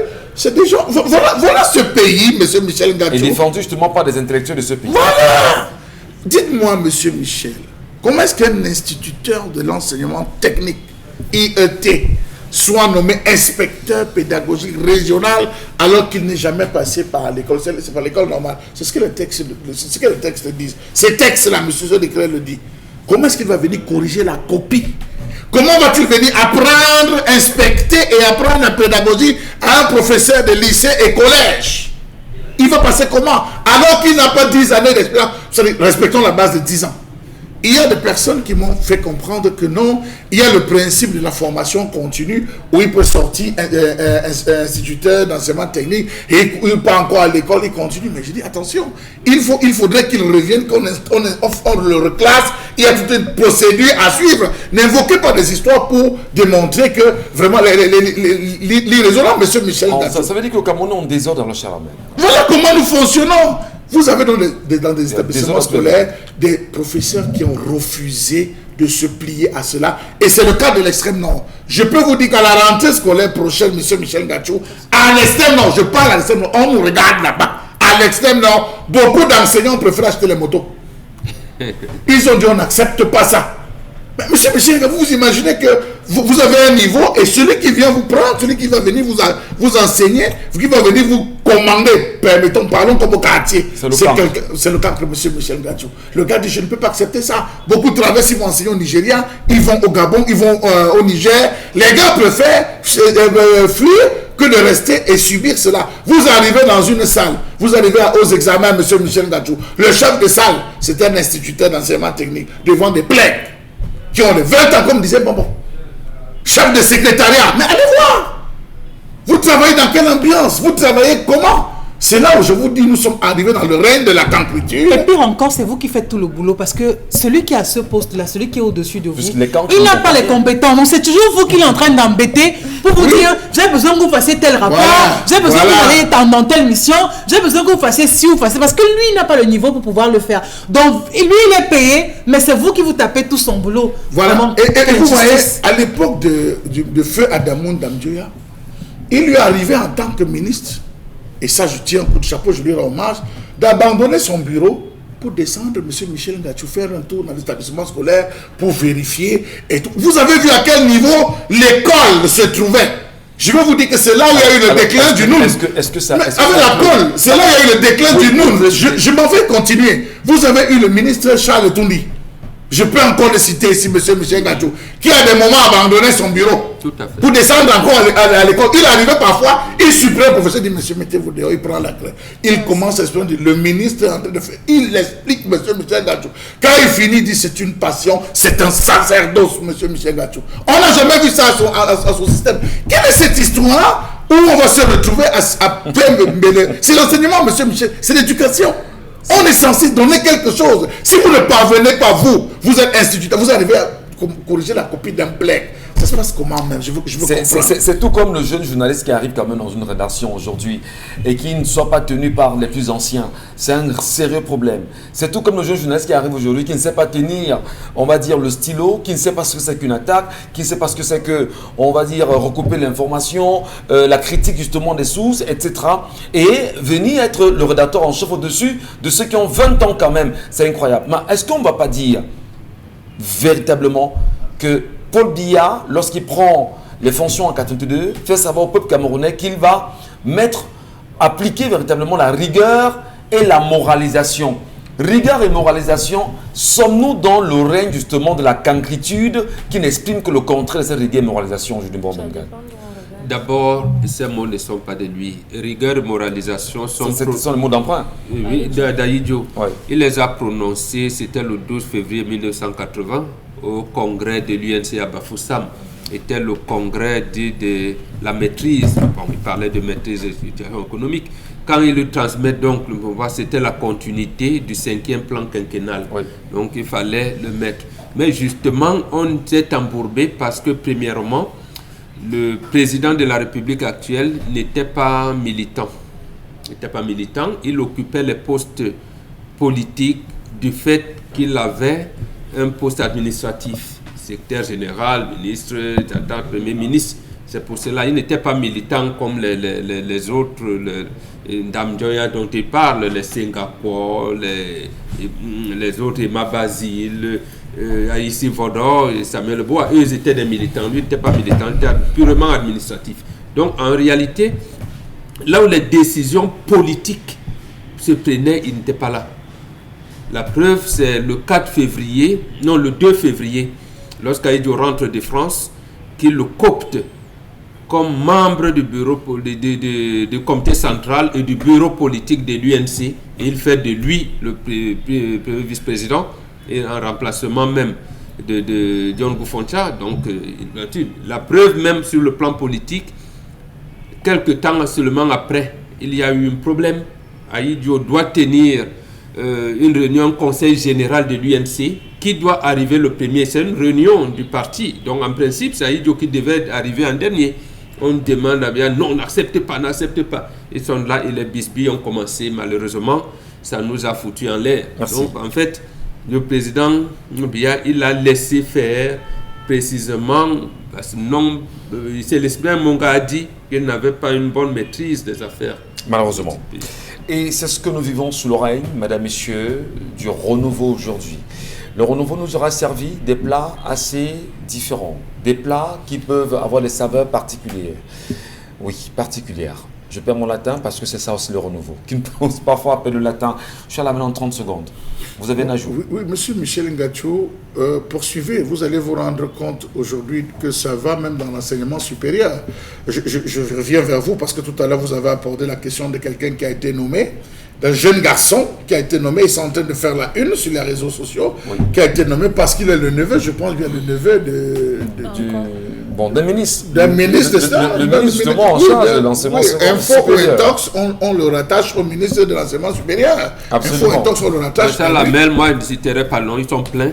Ils sont chargés de cours et on les nomme chefs de département dans cette matière, alors qu'il y a des professeurs agrégés là, mais lui, il n'est que chargé de cours. Mais les chefs de département vous vous rendez compte que donc, si les enseignants... Ça crée cette année, c'était alors grave, parce que M. Michel Ngachou, je vais vous dire, est-ce que vous savez que cette année, lorsqu'on attrapait un enfant avec le bord, On ne convoquait pas l'enfant, on fait arrêter l'enfant, interpeller l'enfant, il passe quelques 2 ou 3 jours, on le libère, il paye l'examen. Mais le chef de celle est convoqué à Yaoundé, il va venir répondre des faits. Comment est-ce que cet enfant fait pour entrer? Parfois, ça avec tout le monde, vous vous déplacez pour aller à Yaoundé et à vos frères. Et parfois, vous arrivez, on ne vous reçoit pas. On a touché le fond dans ce pays. Il faudrait qu'on essaye de retrouver nos lettres de noblesse, que ce soit dans l'enseignement supérieur, que ce soit contre le phénomène de cancritude, qu'on tue cette gangrène qui est en train de prendre des proportions. Et si on est déjà à 4700 et poussières de déficit en termes d'enseignants dans l'extrême nord. Dans le nord, disons le nord, le septentrion en lui-même, on a 4700 et poussières. Ça sera comment avec ces dernières nominations où on envoie des moins gradés comme les inspecteurs régionaux qui vont devoir corriger le travail de leur... Prenons la peine de lire quelques messages quand même, Isabelle Carrozopette, ce matin pour tous ceux qui nous regardent et qui nous laissent leurs avis et commentaires. Réaction SMS, bonjour à vous le plateau. L'enseignement au Cameroun, c'est du n'importe quoi avec tout ce que je viens d'entendre. Là, vraiment, il me faut changer d'option. Barracuda depuis la ville de Mbanga qui signe cette réaction. Ils songeaient de devenir enseignants. Forcément, c'est ce que ça signifie. C'est dommage. Non, mais il ne faut pas abandonner non plus. Autre message, mon oncle a cru à son pasteur. Il a enterré 11 enfants. Un est vivant et dépense en moyenne 2 à 4 poches de sang par mois et une batterie d'anti-inflammatoires et anémie. Essayez de revoir vos arguments sur le plateau. Je suis médecin généraliste Arnaud du district de santé de Sancho. Voilà. Vous voyez? Mais en tant que médecin, vous devriez dire qu'il y a des chances d'avoir des enfants dans le monde. Et la définition du mot avis, du mot opinion, signifie qu'elle est propre à une personne. On ne pourra pas discuter le médecin quand même qui a ses avis. Écoutez, c'est pas une 4 parole. poches de sang, C'est 4 poches de sang et c'est peut-être pas Une parole batterie de- d'anti-inflammatoires. Tous les jours, il a perdu 10 enfants Voilà, sur les 11. c'est assez grave quand même. Donc il est préférable, il est mieux de le dire. Vous êtes dans ces conditions, c'est dur, mais séparez-vous. C'est important. Bonjour à tous sur le plateau. Concernant l'histoire du jour, la dame ou le couple sait ce qu'il y a à faire, mais ils voient leur face à la réalité. Ils ont fait l'erreur à ne pas faire des examens au départ. Ils l'ont fait cette fois-ci et voilà le résultat. Donc pour moi, au lieu de souffrir dans le mariage, qui devrait être la quête de la joie et aussi faire souffrir les progénitures et avoir dans la conscience la culpabilité, mieux mettre terme à cette relation. C'est difficile, mais il faudra le faire. Ils savent que c'est la meilleure option. L'option 2. L'option 2, c'est maintenant... Nul n'est au-dessus de la nature. Master depuis Yaoundé. Si vous voulez rester avec l'homme et que vous ne pouvez pas avoir d'enfant, il peut se chercher une autre partenaire et vous optez donc pour la polygamie. Finalement, c'est toujours la recherche du bonheur. Non. Mais c'est comme être donc avec une femme, vous savez qu'elle ne peut pas vous faire des enfants. Mais vous restez dans la finalement. Non, pourquoi? C'est encourager l'infidélité parce que la femme va aller chercher Monsieur Michel, pour le bonheur, Dominique valide la polygamie. Maman, vous vous rendez compte? Alors que non. Mais parce qu'elle aime cet homme. Les deux, visiblement, s'ils en sont arrivés au point où ils se disent qu'on va cacher aux familles, ça veut dire qu'ils s'aiment au-delà d'avoir des enfants. Dans ce cas, la polygamie peut être une option. Vous restez avec votre mari, mais vous ne faites pas d'enfants. Et il peut avoir des enfants avec une autre femme. On poursuit. Les messages. Merci. Voilà. Bonjour sur le plateau. Vous n'avez aucune idée de l'enfer que vivent les familles des Drépano. Vous n'avez plus de vie, à mon avis. Il vaudrait mieux qu'elle annule le mariage que de passer sa vie à l'hôpital. Annie depuis Yaoundé qui signe cette réaction. Je voudrais par ailleurs saluer ici un médecin issu de la pharmacopée traditionnelle à Yaoundé, le docteur Nietzsche, qui a mis au point un médicament, souvenez-vous, le Drépanovax, qui permettait quand même de donner des solutions à ces Camerounais drépanocytaires et qui étaient malades. Voilà. C'est bien, merci. Merci, Doc. Vous parlez seulement de la baisse des capacités. C'est dû au recours aux moyens de survie. Un enseignant qui fait son business a-t-il le temps des élèves? Il puise juste un verre d'eau dans la mer. Le système chinois a édifié l'enseignement. On produit ce qu'on paye. Si vous avez un salaire bas... Mais ça veut dire que c'est parce que l'enseignant ne trouve pas son compte. Voilà, justement, on l'a réduit à la mendicité. Oui. Pour moi, je conseille à la dame de quitter cette relation. Si c'est possible, avoir un enfant drépanocytaire est un malheur à vie, ce qui signifie qu'ils n'auront jamais un moment de repos, surtout financièrement. Mieux vaut prévenir que guérir. Yvonne depuis Grand Hangar qui signe cette réaction. Autre message... Bonjour à vous. Juste dire à la dame de laisser tomber. J'ai vu ma collègue faire ses 2 enfants drépanocytaires avec 25% de chance. Donc, vraiment, cessez de mal conseiller cette dame. Voilà. On va marquer une pause. Hein. On ira saluer Constilamine. Ce matin, on parle bien évidemment de 1000 Yan Tapi. Il est avec nous ce matin, comme à l'accoutumée. On tentera dans un court instant, bien sûr, madame, monsieur, de l'entendre sur ces questions et surtout sur ces offres, comme c'est le cas chaque matin. Constilamine, bonjour. Alors, bonjour Michel Gatou, bonjour nos nombreux téléspectateurs et bonjour à tous les clients et partenaires du concept Salaka. Et parmi ces partenaires, il est important de leur rappeler qu'il est toujours bien de choisir le concept Salaka. Alors ce matin, je rappelle que la triple réduction continue bel et bien jusqu'au 31 juillet du côté bien sûr du magasin 1001 tapis. Donc jusqu'à la fin du mois de juillet 2021, vous avez la possibilité d'acheter des articles tout en recevant une véritable triple réduction. Et quand on parle de la triple réduction, ça veut dire tout simplement qu'un article a connu une promotion, elle a connu une double réduction et maintenant cet article-là connaît une triple réduction du côté bien sûr du magasin 1001 tapis, c'est à Douala au Cameroun, en face le palais d'Ika. C'est dans ce magasin que vous avez des articles à des prix les plus bas et nos articles sont arrosés de plusieurs mois de garantie. Le temps de rappeler également que le concept Salaka ne dépend pas d'un article, nous le remplaçons. C'est ça la particularité du concept Salaka.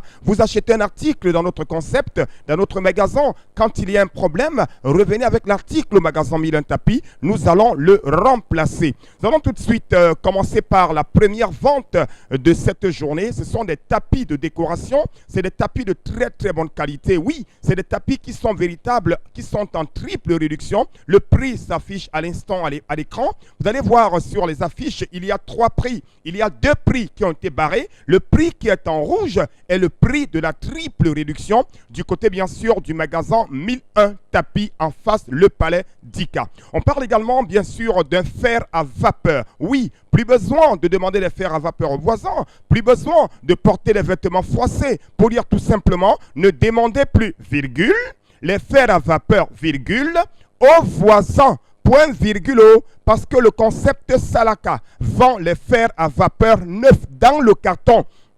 Vous les avez à 6500 francs. Un fer à vapeur tel que vous le voyez à la télévision, vous l'avez à 6500 francs du côté bien sûr du magasin 1001 tapis jusqu'à la fin du mois de juillet 2021. Nous restons toujours dans la promotion, dans la triple réduction pour parler des ordinateurs. La rentrée scolaire, c'est dans quelques mois. Les établissements, les parents, les élèves, les étudiants, les particuliers, voici les ordinateurs de bureau. Voici les ordinateurs de qualité. Regardez le prix qui s'affiche à l'écran. Un ordinateur complet, un ordinateur de qualité. Vous l'avez à 43 000 du côté bien sûr du magasin 1001 tapis. Pour le compte de cette triple réduction, il n'y a que le concept Salaka qui vous permet d'acheter un ordinateur complet à 43 000 francs. Nous restons toujours dans la triple réduction pour parler cette fois-ci de cet appareil de musique, de ce baffle musical. Il est mobile, il est transportable facilement, il est rechargeable, il est moins encombrant. C'est un baffle musical de très très bonne qualité. Ailleurs, vous le retrouverez à plus de 25 000. Au concept Salaka, en ce moment, en triple réduction, vous l'avez à 12 500 francs. Votre baffle musical, ça le Bluetooth, ça la radio Equinox, ça prend la clé USB, ça prend le micro. C'est un baffle musical de très bonne qualité. Vous l'avez à 12 500 du côté bien sûr du magasin 1001 tapis. C'est en face le palais d'Ika et nulle part ailleurs. Nous livrons dans tout le Cameroun. Vous êtes à Garoua, en Golomandouka, en Balmayo. Vous avez besoin d'un baffle musical, alors appelez directement et passez votre commande. On parle également d'un grand robot mixeur de bol. Ce robot mixeur a la particularité, le bol à eau à 6 lames, le bol à sec à 4 lames. C'est un robot mixeur doté d'un passoire. C'est un robot mixeur de très bonne qualité. Il est nyanga, il est stylé, il est élégant. Oh là là là là là là. Il vous donne l'envie de l'avoir à la maison. Vous l'avez à 21 500 francs. Ce magnifique robot mixeur de bol du côté bien sûr du magasin 1001 tapis en face le palais d'Ika. courez dès à présent, on n'attendait pas la fin de la triple réduction. Mototenye Sengalemba, Bignon Alande Tatan au magasin 1001 tapis. Et n'est pas ça à quoi? Au thème de notre promotion, il y a Boam, Robot Mixeur 21 500. La suite nous conduit à des rallonges. Et quand on parle bien sûr des rallonges, ce sont ces appareils, c'est-à-dire c'est cet élément-là qui permet d'alimenter nos appareils. Vous les avez à 5000, une rallonge neuve. Avec 6 sorties, vous l'avez à 5000 du côté bien sûr du magasin 1001 tapis. Les régulateurs de tension numérique. Je n'ai pas dit régulateurs de tension analogique, j'ai dit des régulateurs de tension numérique. Vous les avez à partir de 14 500 francs. Regardez la beauté de ces régulateurs de tension. Regardez le prix de promotion. Regardez le prix de la triple réduction. Vous l'avez à partir de 14 500. Un régulateur de tension numérique en face le palais d'Ika, c'est à Douala au Cameroun. On parle également d'un woofer. Pour ceux qui ont besoin d'un appareil un peu plus costaud. Pour ceux qui ont besoin d'un woofer qui a 3 baffles. Vous l'avez à 34 000 du côté bien sûr du magasin 1001 tapis. C'est à Aqua en plein cœur de Douala. On reste toujours dans la promotion des laptops à 78 000. Un laptop de qualité, un laptop d'origine corde audio. Vous l'avez à 78 000. Des baffles musicaux, un baffle musical à 12 500. Nous insistons sur les baffles parce qu'on aimerait que chacun puisse écouter la radio Equinox à la maison. Vous êtes au village, vous êtes en campagne, vous êtes en ville. Voici le baffle musical à 12 500 au magasin 1001 tapis. Nous restons toujours dans les robots mixeurs. Ceux qui n'ont pas assez d'argent, vous les avez à 16 500. Un grand robot mixeur de balles au magasin 1001 tapis. Les imprimantes de qualité 3 en 1 à 52 000. On parle également des détendeurs intelligents IGT. Vous les avez à 11 000 francs, sans les faire à vapeur à 6 500. Tous ces articles-là, c'est au magasin 1001 tapis, en face le palais d'Ika, avec le concept Salaka. Bien sûr, et concilier chaque matin en même temps. Merci infiniment pour ce passage sur notre antenne. Merci encore de nous informer sur ces nombreux articles. Poursuivons l'émission, madame, monsieur, ce matin avec la revue des réseaux sociaux signée bien sûr par Isabelle Carozeped. Mais avant, une question, effectivement, nous la posons depuis longtemps de l'émission. Je voudrais reprendre avec vous cette sortie de l'ancien bâtonnier Maître Yondob qui, dans une tribune, dit ceci. Il y a une tribu qu'on ne retrouve que dans le RDPC depuis des lustres. Ils ne votent que le RDPC si on s'en tient au résultat officiel des élections, c'est-à-dire toujours 100% chez eux. Personne ne voit cela, c'est normal. Mais pour peu que Kamto devienne le premier Bamileke candidat à la présidentielle à avoir traversé le seuil de 5% de voix à l'ouest, les Bamileke deviennent des tribalistes. Et ça va se chanter partout. Malheureusement, des totos, dit bien sûr l'ancien bâtonnier, croient en ce relais, en ça relaie la bêtise. Ces mêmes totos oublient que 5 Bamileke étaient candidats sur 16 à la présidentielle de 2011 et leur voix cumulée n'atteignait pas 5%. Signe Maître Yondob Black, qui s'indigne en même temps de l'attitude des uns des autres aujourd'hui à tribaliser tout ce qui est aujourd'hui politique. Bon, Bengan, on a très bien annoncé, il y a lieu de faire une analyse froide quand même là-dessus. Qu'est-ce qui se passe dans le sérail, dans le système? Qu'est-ce qui peut justifier, on va dire, le fait que le régime en place fait tout pour diviser les Camerounais et toujours brandir l'aspect tribal aujourd'hui? C'est un héritage colonial français. Un héritage. Je pense que la première fois que cela est mis en évidence, c'était le 12 décembre 1951 à Kumba, par Oumniobel lui-même, d'un discours. Il a dit qu'on dresse tribu contre tribu en faisant croire aux uns qu'ils sont ici et aux autres, c'est ça. On dresse intellectuels contre chefs traditionnels en faisant croire aux uns que c'est eux qui vont remplacer les Blancs et aux autres qui détiennent le pouvoir traditionnel. Et Oum avait précisé en disant que le colonisateur ne tient à compte de l'intelligence de l'homme nègre. Il veut profiter de la souffrance de tous pour son profit personnel. Voilà ce que Ouma dit le 12 décembre 1951 à Kumba, au cours d'une réunion de comité directeur. Et il a d'ailleurs, le Premier ministre, il devait dire ça, s'est vérifié plus tard par le discours du Premier ministre André-Marie Mbida, c'était le 9 novembre 1957 à Boumiébel. Il a traité les Bassa de bêtes sauvages, donc il viendra dératisé. Je parle bien d'André Marimbida le 9 novembre 1957 à Boumiébé. Il a dit, vous êtes des bêtes sauvages, vous avez attendu quelqu'un d'autre, vous l'avez suivi. En fait, à ce moment-là, effectivement, le débat tribal était cela. Donc, après le discours de Ouma, on a contraint le chef supérieur de Koumzé, qui était Ndjoumessi Mathias, qui était le premier président de l'Union des populations du Cameroun, à démissionner de l'UPC et à se rallier. Mais ce qui se passe, c'est quoi? Parce que j'ai aussi eu ça avec certains historiens qui ne nous aident pas beaucoup, qui restent dans cet intellectualisme-là, qui ne nous donnera pas. En fait, comment je vais dire, le président de Koumzé, Ndjoumessi Mathias, n'a pas trahi la cause nationaliste. C'est Ndjoumessi Mathias qui a laissé son fils, Kingé Abel. Kingé Abel, en fait, s'appelle Kameni. Mais on avait raté le nom de son état civil parce que, quand on a dit, il a mis Kameni. Et c'est sur la base de problèmes tactiques qu'il le confie donc à Moumié, qui était le vice-président après le congrès de 50. Il le confie. Et également Ernest Wandier, c'est des Paulins. Parce que lui, il fallait aller montrer, faire par plan, négocier pour que justement ce que prônait l'UPC, c'est-à-dire la négociation des royautés dans leur intégration dans la République.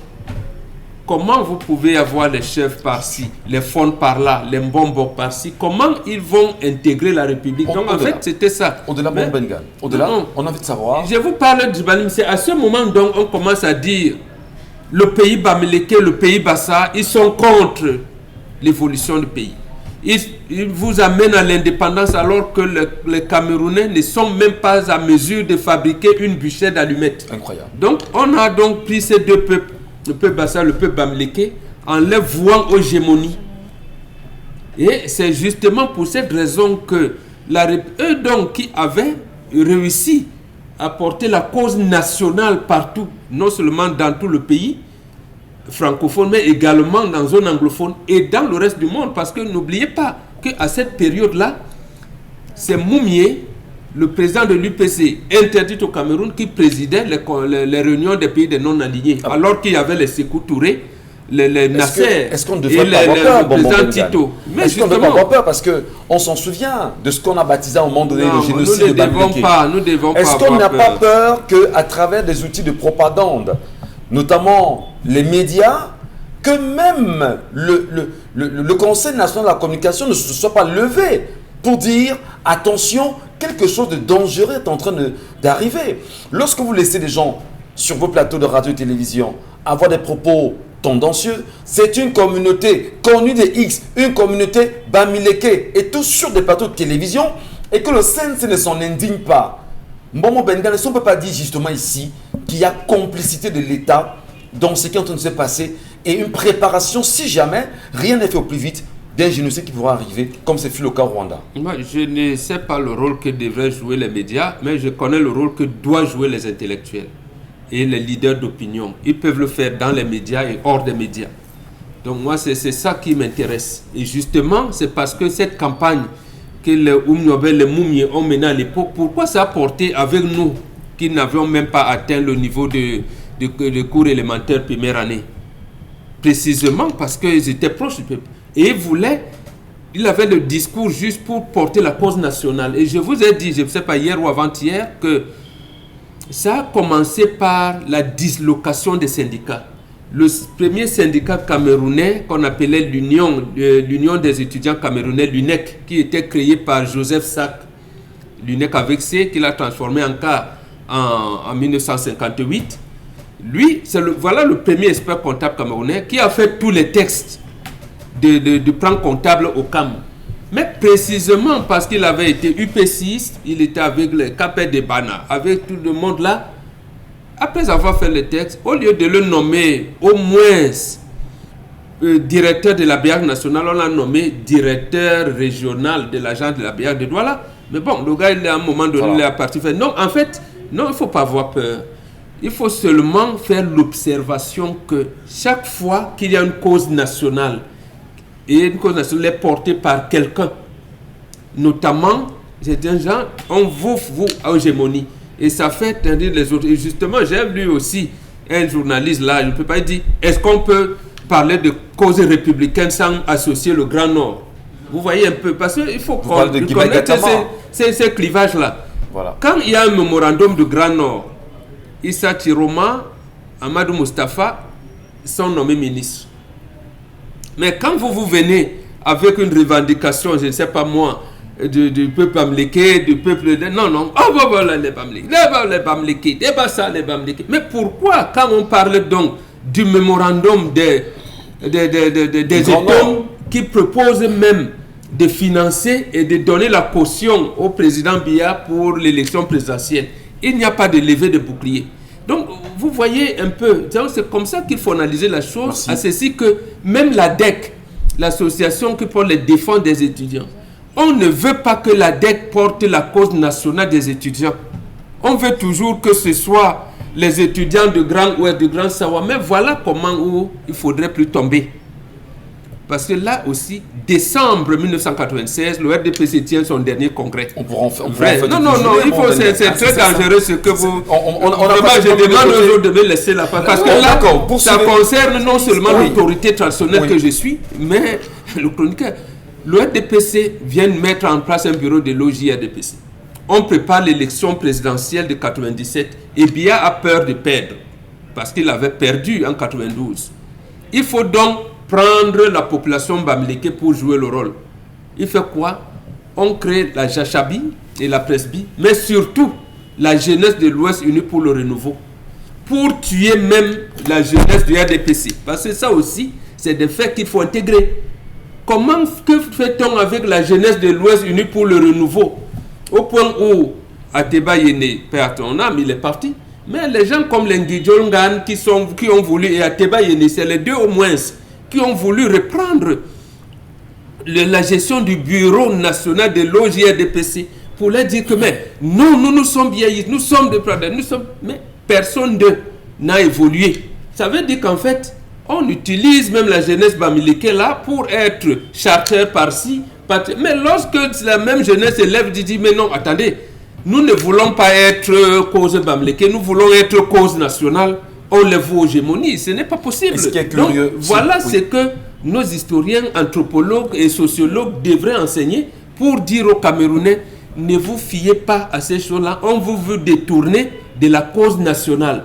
Qu'il soit Bamileke, Mundang ou qui, quand quelqu'un porte une cause nationale, suivez-le. Et surtout, sachez que ceux qui tiennent ce discours ont à pérenniser le comptoir colonial, divisé pour mieux régner. Donc, ne les suivez pas. Ce qui est curieux en même temps, Charles Amen Bachou, peut-être, on sait qu'on avait la revue des réseaux sociaux, mais il fallait absolument que cette analyse froide soit faite sur la situation. On est curieux que ce soit les enseignants. J'ai vu des enseignants, moi j'ai regardé des enseignants, j'ai regardé des politologues, j'ai regardé des Camerounais comme vous et moi.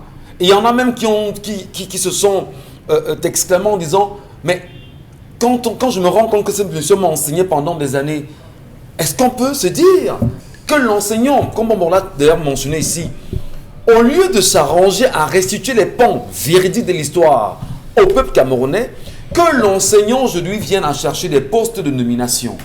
Parce qu'il faut défendre justement cette cause-là, mise en place par le système, pour laisser croire que l'on sait ce système et pérenniser de fait le comptoir colonial. Monsieur Michel Ngachou, je vous ai dit tantôt que nous sommes dans le règne de la cancritude. C'est encore l'une des manifestations de cette cancritude. C'est un groupuscule de personnes, et permettez-moi de vous dire l'expression, d'employer cette expression, des fils à papa. Ils ont hérité ça de leur père. Allez fouiller. Ces universités dont vous parlez sont les fils d'eux. Vous vous rappelez de la célèbre expression anglo-bami? Oui. Cette expression anglo-bami était tenue par qui? À un moment donné où on revendiquait une cause nationale, le professeur Owona. Dans une cause, monsieur Michel, je ne veux pas citer les noms, mais je vous ai pris juste un cas pour vous dire aujourd'hui que le prunier ne peut pas faire le manguier. Allez voir ce qui est en train de se passer aujourd'hui, monsieur Michel Ngachou. C'est un groupuscule d'individus. Ils ne sont pas 100, monsieur Michel Ngachou. Ce qui m'aurait étonné, c'est qu'à l'intérieur, qu'on retrouve Monsieur Michel Ngacho de Bamileke, qu'on retrouve des bassins, qu'on retrouve... Mais c'est strictement un groupuscule appartenant à une même ethnie. Ce qui démontre que les vrais tribalistes, ce n'est pas ceux de l'autre côté, mais c'est eux les vrais tribalistes. Ceux qui disent que les autres sont tribalistes, c'est un groupuscule qui se maintient, qui se pérennise. Ils évoluent dans un même clan. Regardez la façon de sortir, vous allez vous rendre compte que c'est les mêmes qui sortent des mêmes regroupements, d'une même zone géographique, monsieur Michel Ngacho. Ils se reproduisent, ils se pérennisent de père en fils. Ils suivent, monsieur Michel Ngacho, on dit que le sang suivant la veine. Rappelez-vous du mémorandum des gens de l'Est.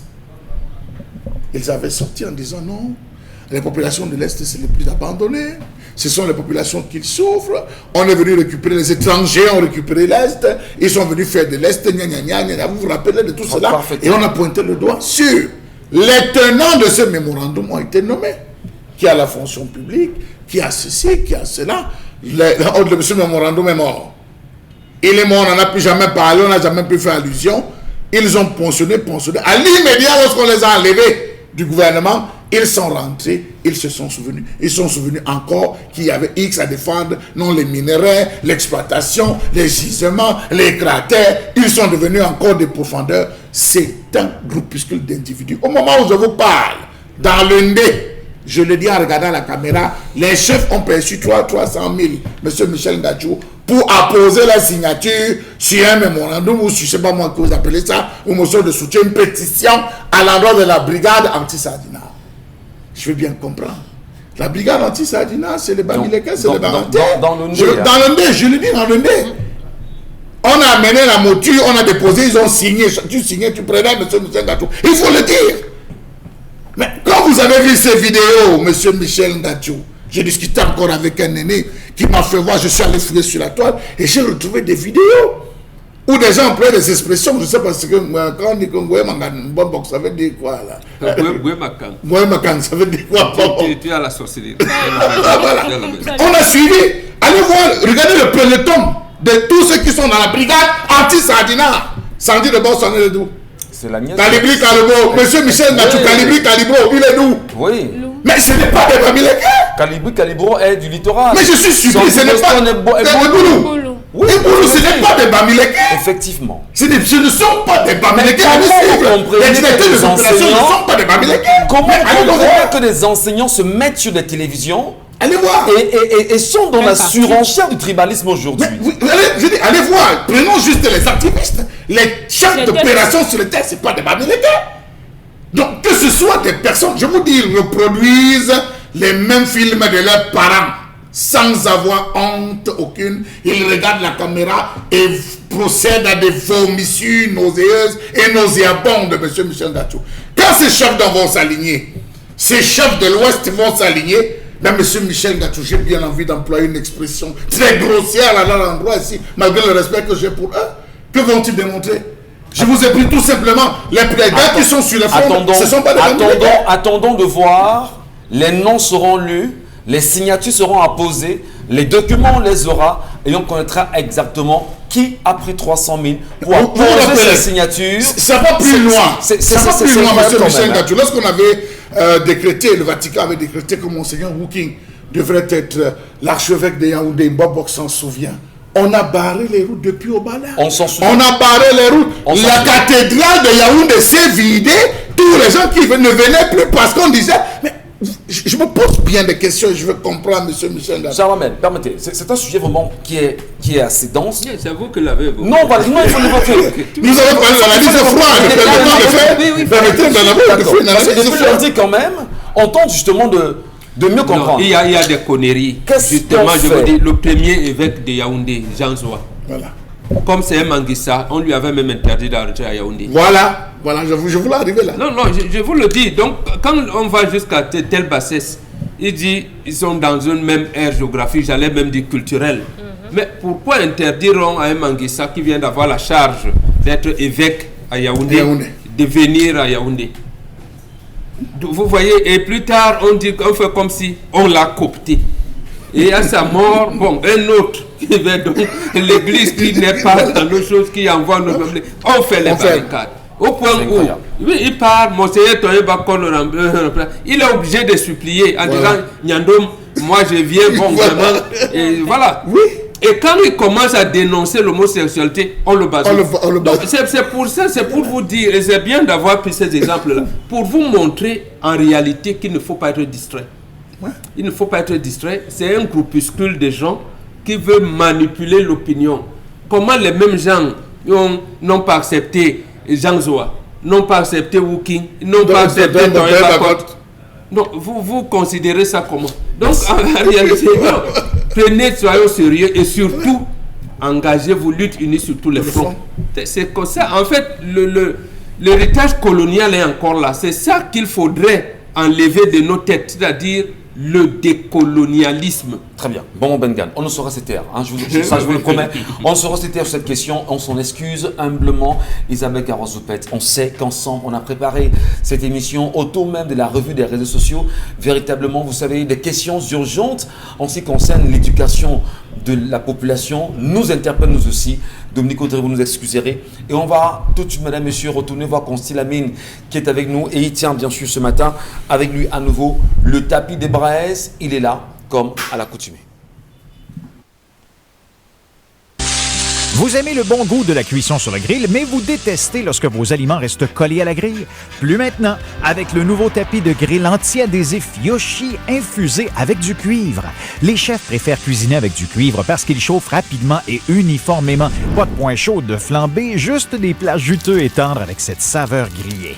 Et puis le grill reste propre. Et regardez, des marques de grill parfaites en plus. Incroyable! Il est presque impossible de nettoyer un grill recouvert de fromage, mais le tapis anti-adhésif Yoshi rend le nettoyage facile. Griller du poisson feuilleté et tendre, facile à retourner. Des burgers juteux qui ne sont pas émiettés. Et regardez ceci. Oignons grillés, poivrons, champignons, pommes de terre, rien ne passe entre les mailles avec le tapis. Il vous permet de griller vos aliments de façon uniforme et le grill reste propre. Ces grilles de camping sont dégoûtantes. Avec notre tapis anti-adhésif, les aliments ne touchent pas à la grille. Utilisez-le au four, au fond de vos plats. Ils resteront propres et les aliments ne colleront pas et glisseront comme par magie. Et il est lavable au lave-vaisselle.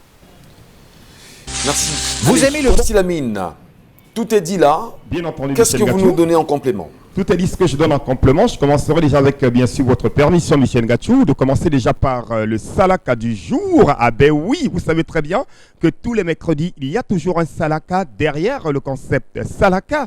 Et nous avons choisi la deuxième partie de cette vente pour offrir, bien entendu, un salaka spécial à tous ceux qui vont se rendre du côté, bien sûr, du magasin 1001 tapis. Oui, je dis bien, ceux qui vont venir directement au magasin 1001 tapis, acheter leur tapis de braise. Il faut déjà rappeler que quand vous achetez un tapis de braise, le second vous est offert gratuitement. Et uniquement pour ce mercredi, il faut rappeler qu'il y a des kilogrammes de maquereau Oya Oya que nous allons donner gratuitement à ceux qui vont venir au magasin 1001 tapis acheter leur tapis de braise. Et ceux qui sont hors de la ville de Douala, qui vont commander leur tapis de braise, ne pouvant pas envoyer le maquereau frais Oya Oya, on va leur envoyer les morceaux de savon de 400 grammes qu'on vous donnera gratuitement. Et c'est l'occasion déjà pour moi ici de remercier le donateur de ces kilogrammes de maquereau et de ces morceaux de savon, l'importateur Sascalé, qui nous accompagne pour le compte, bien sûr, de ce mercredi du côté, bien sûr, du magasin 1001 tapis. Ce tapis de braise que voici présente plusieurs avantages. Mesdames, Mesdemoiselles, Messieurs, hier, c'était la fête du mouton. Vraiment, je dis merci aux musulmans. Je dis merci à tous les musulmans parce que j'étais dans la maison des commissaires, j'étais dans la maison, c'est-à-dire des imams, des maisons des aladji. J'ai vu les gens utiliser le tapis de braise. Adja est venue acheter son magasin 1001 tapis avant-hier. Elle m'a dit, Lamine, vraiment, toi-même, regarde le mouton sur le tapis de braise. Oh, le goût de ça avec le tapis de braise. Est-ce qu'on doit encore rester des recommandations d'échappement? Chacun devrait avoir ce tapis de braise à la maison. Ah ben oui, que ce soit pour le mouton, que ce soit pour le bœuf, que ce soit pour la chèvre, que ce soit pour le poisson et même les crevettes sans oublier les saucissons. Vous avez la solution pour une grillade de qualité, pour une braise de qualité. C'est avec le tapis de braise. Et en ce moment, vous achetez un tapis de braise au prix de 10 000. Le second vous est offert gratuitement. Je dis bien jusqu'au 31 juillet 2021, vous achetez un tapis de braise au prix de 10 000 francs. Le second vous est offert gratuitement. Offre valable pour tous les clients du concept Salaka, même ceux qui sont hors du Cameroun, qui ont besoin de commander le tapis de braise. Vous êtes au Gabon, vous êtes au Congo, au Sénégal chez moi, en Côte d'Ivoire, appelez le numéro de téléphone qui s'affiche au bas de l'écran à l'instant et commandez votre tapis de braise. C'est l'occasion plus que jamais de faire de très très bonnes affaires avec le tapis de braise qui est en vente actuellement à 10 000 francs. Vous achetez un tapis de braise, le second vous est offert gratuitement. Et je rappelle également que tous les clients qui vont venir au magasin 1001 tapis recevront les kilogrammes de maquereau gratuitement dès que vous achetez un tapis de braise offert par l'importateur Saskale, l'un des parents du concept Salaka. Merci infiniment. Allez, on va se séparer. Madame, Messieurs, on va se quitter, bien évidemment, ce matin sur une note. Et nous portons encore le regard sur un chantier qui est en construction ici à Douala. Depuis des semaines, on en parle. Je voudrais ici inviter les uns les autres à aller faire un tour au niveau du carrefour des immeubles. On insiste depuis des semaines quand même. Comment peut-on faire des routes avec du ciment? Ça se voit au Cameroun. Aujourd'hui, au niveau du carrefour des immeubles.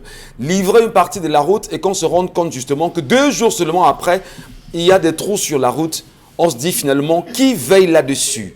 Allez bien sûr au carrefour des immeubles. Je dis bien carrefour Koto, ici à Bonamoussa, je sais pas, Bonamoussa dit Koto, c'est à Yaoundé, c'est à Douala.